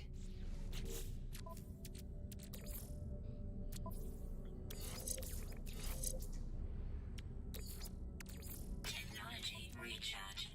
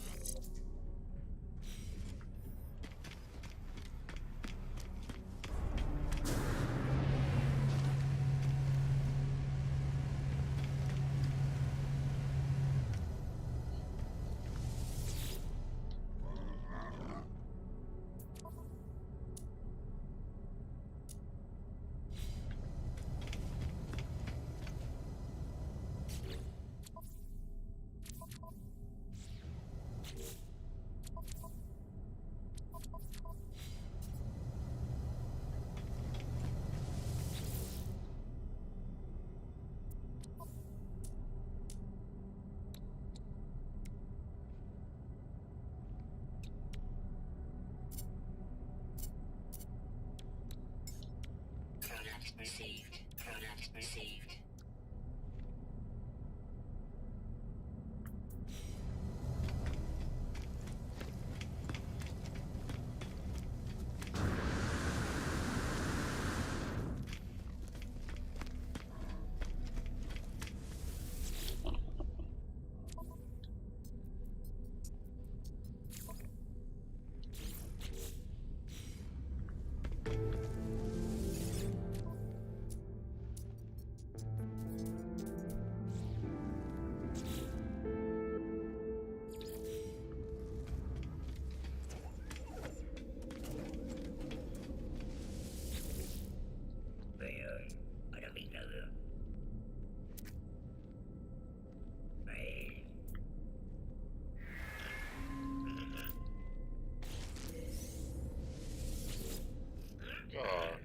Should be able to shoot him for that.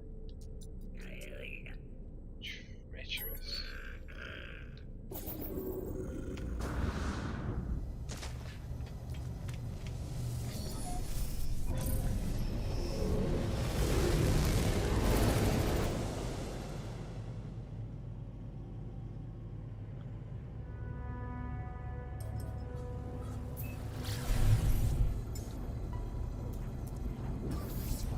Technology recharge.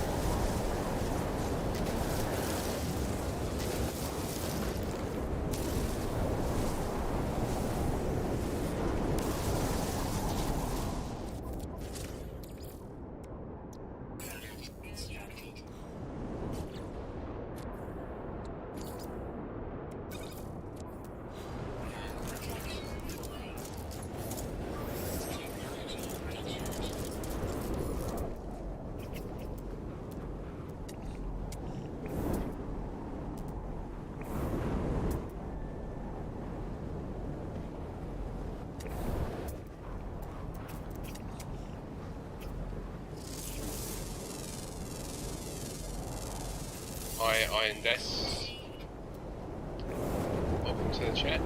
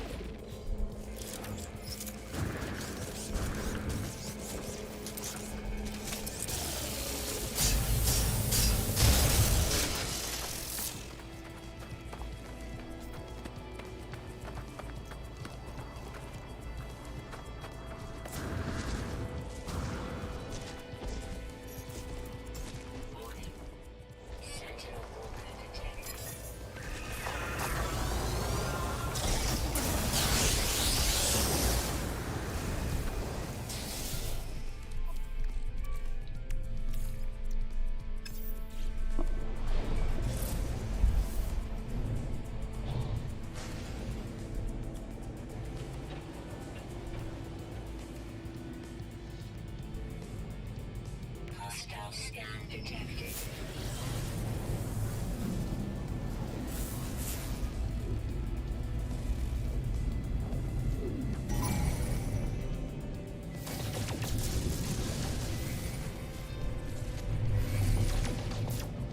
Hostile ships approaching.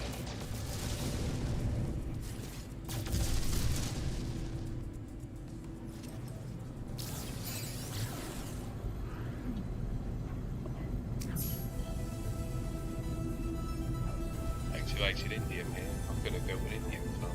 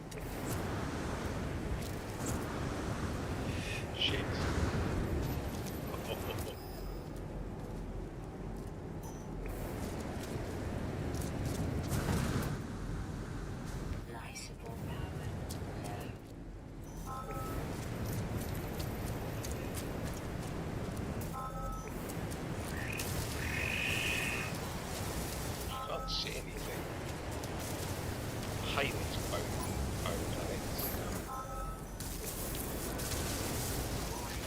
Sentinel drones activated.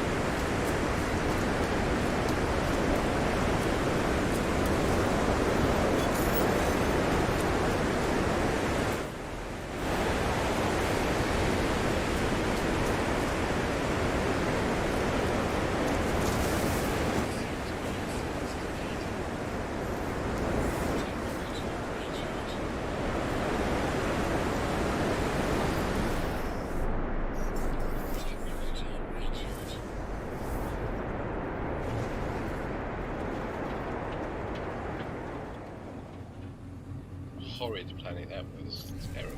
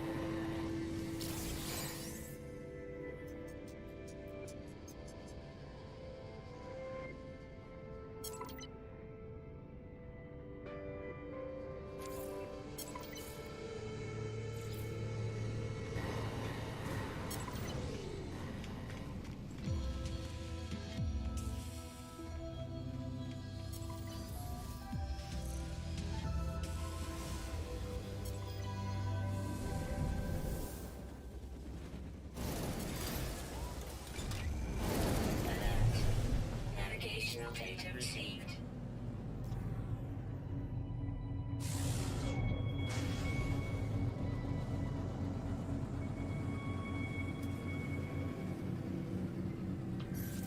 For goodness sake, get out of the way.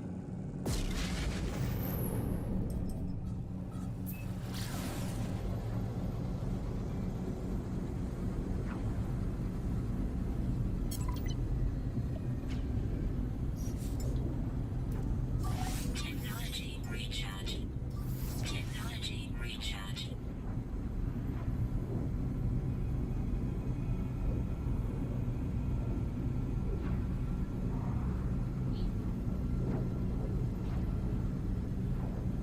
So this is just building up a little bit of quicksilver, really.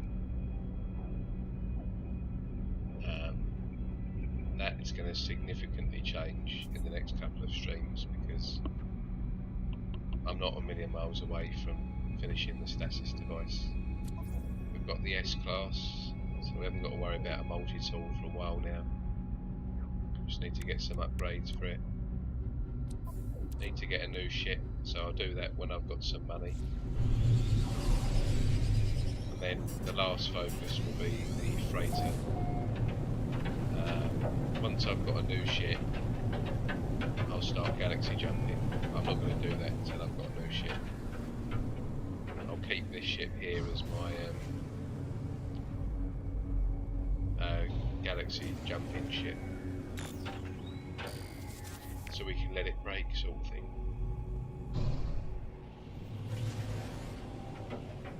Is that building gone?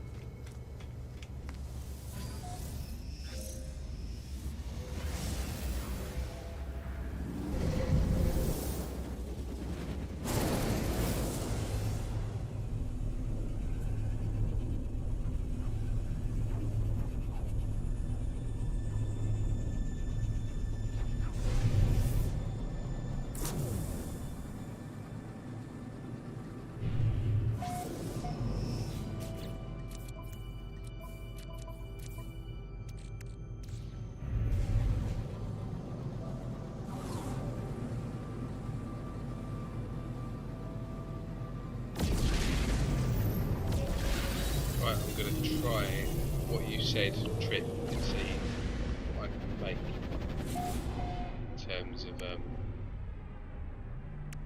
plants.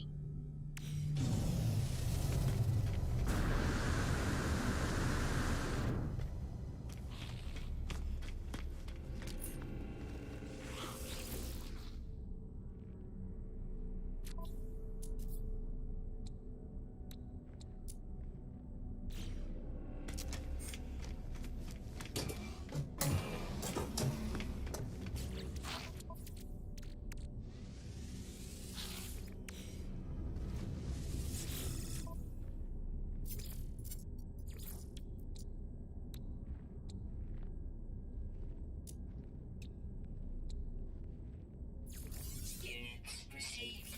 Units received.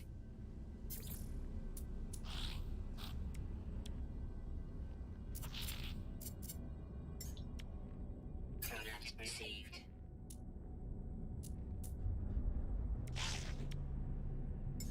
Product received.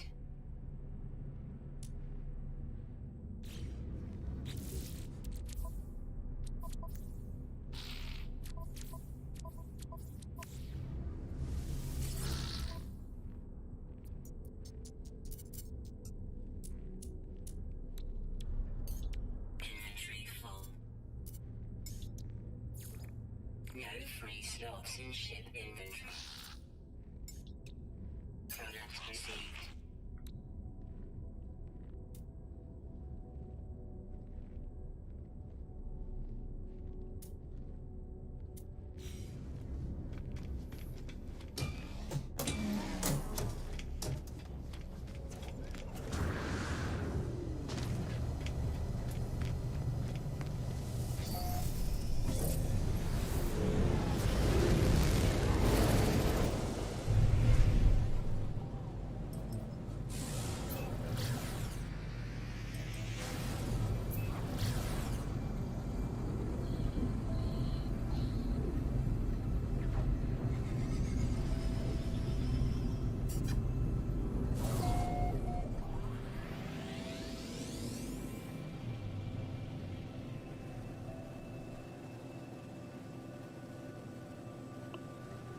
You can notice the difference in ship pulsing speed when they're C-class with no upgrades, really. Shocking. No worries. Trip, enjoy the rest of your evening, mate.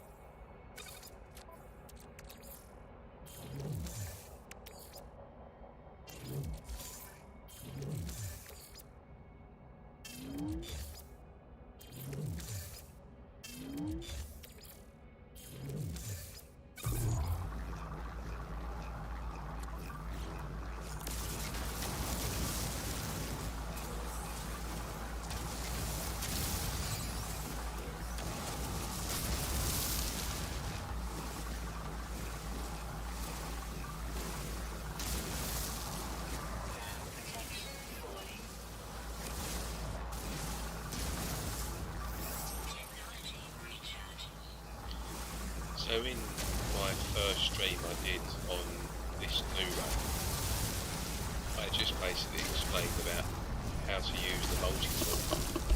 And if you can remember, the numbers that we got when it was maxing out into the red were around 100. But as you can see here already, just with this basic S-class, no real upgrades to the mining beam, I'm already getting now knocking on 160, 170. So the numbers drastically go up, so I'm getting nearly double the yield with this tool now while I'm on the red, because it's an S-class and it's an alien as opposed to a C-class standard tool.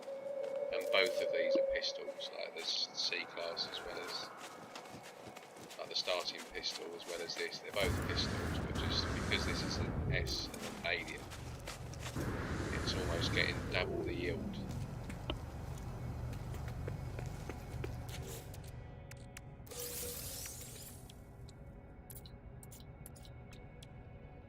Product constructed.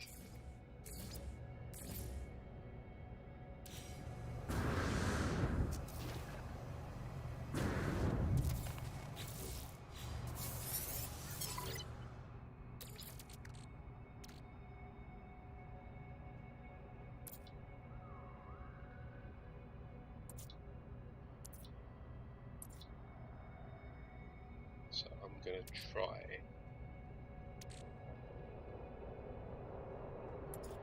to see it.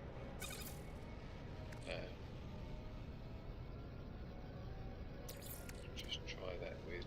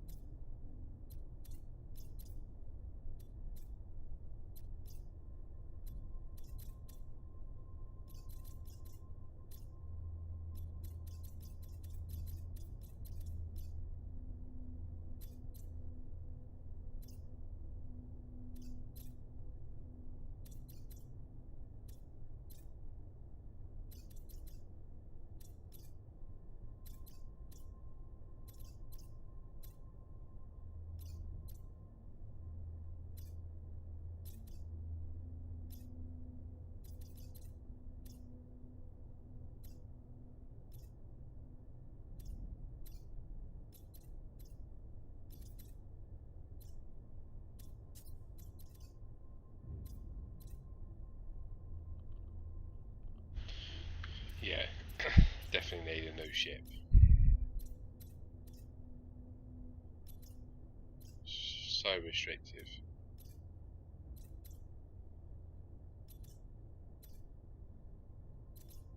Have to go to a medium economy.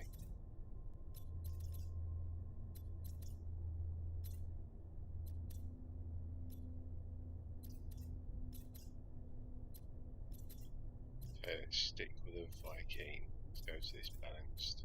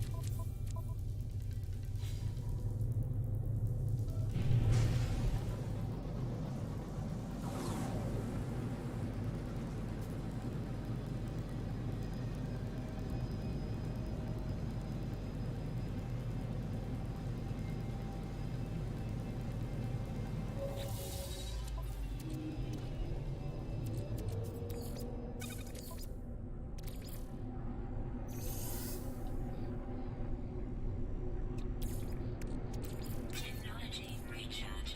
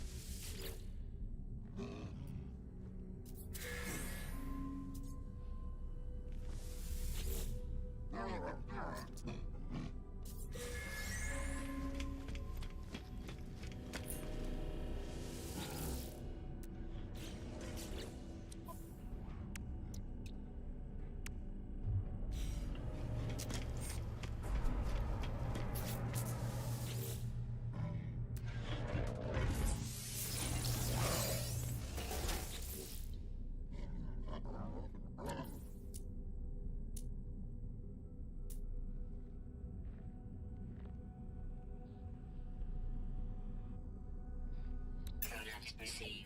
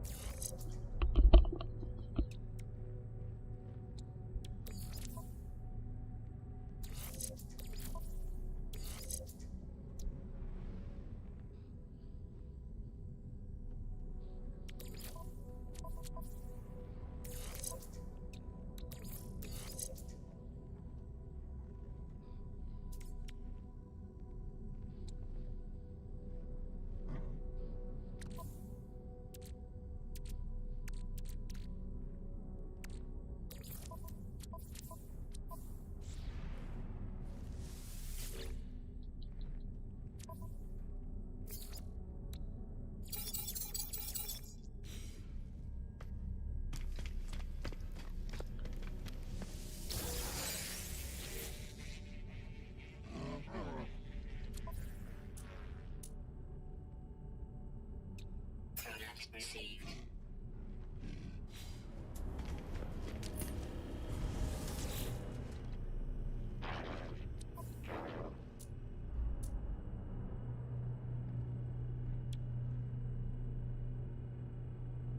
Product received.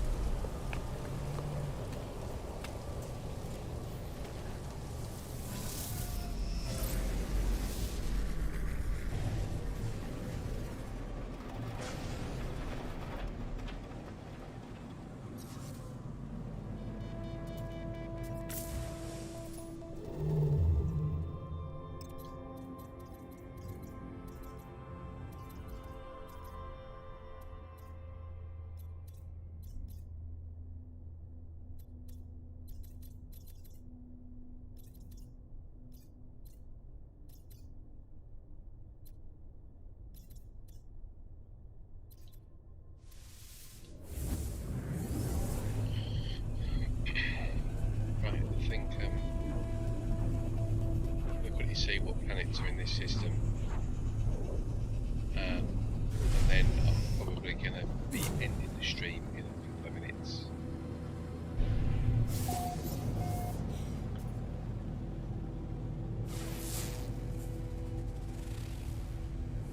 Okay, I need that one. I need that one.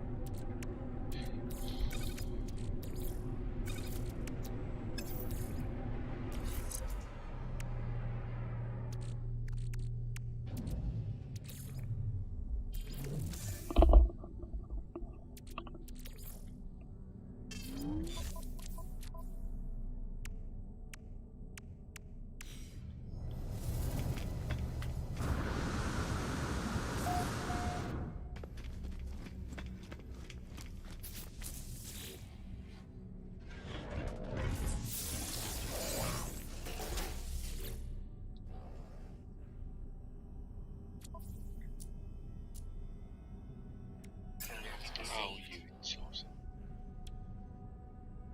Product received.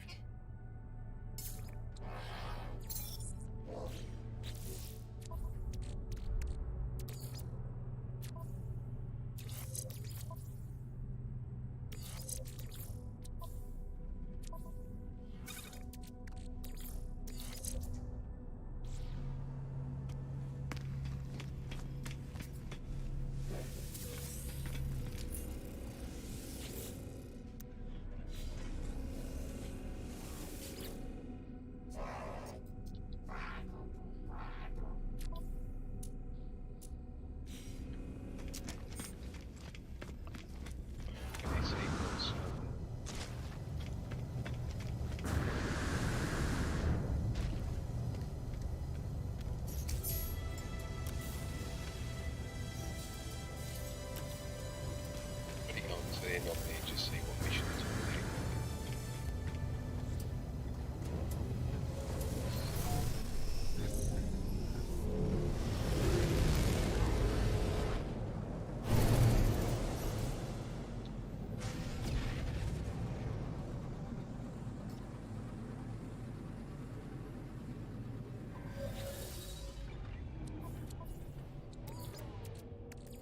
Technology recharge.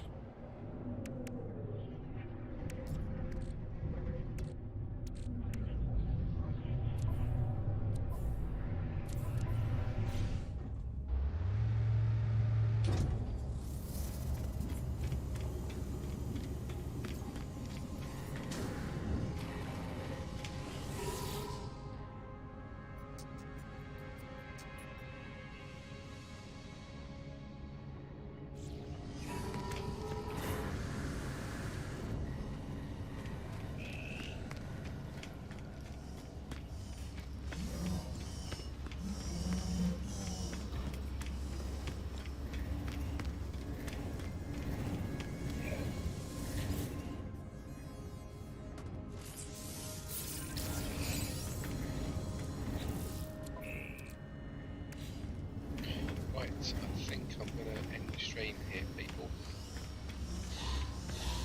Many thanks again for joining. Almost done on the Stasis device farm.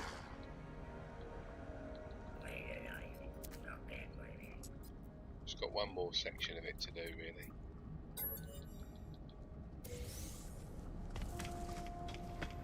And then once I get some money coming in, because I haven't bothered with an AI farm. I would have done that quite a while ago. I just wanted to get straight on with the stasis device, so I can just do anything really. But that will be done by the next stream, and then we can basically get on with doing a bit of ship hunting and stuff like that, with no worry for money. So I'll need one mission to do on this as well. But thank you for joining. As always, we've got a few regulars joining the chat now, which is Arithmetic, Just Trip, Idiots, such a weird name, Iron Das, Manic Miners came on earlier. I'm not sure if David's been along today, but any lurkers out there as well, thanks for joining, much appreciated. Yeah, I'll see you in the next video. Enjoy your evening, whatever you're doing, and I shall see you probably. I'll be on at some point in the evening tomorrow. Yeah, I might be on at 2 o'clock, but it's more than likely going to be on at 6. I think I'm going to have some things to do work-wise during the day, which are going to tie me down, but I'll keep you posted on that. Just keep an eye out at around 2 or around 6. If I'm not on tomorrow, I'll be definitely on Friday. Friday will be around 2 o'clock. Have a good evening, or good day, or good morning, wherever you are, and I'll see you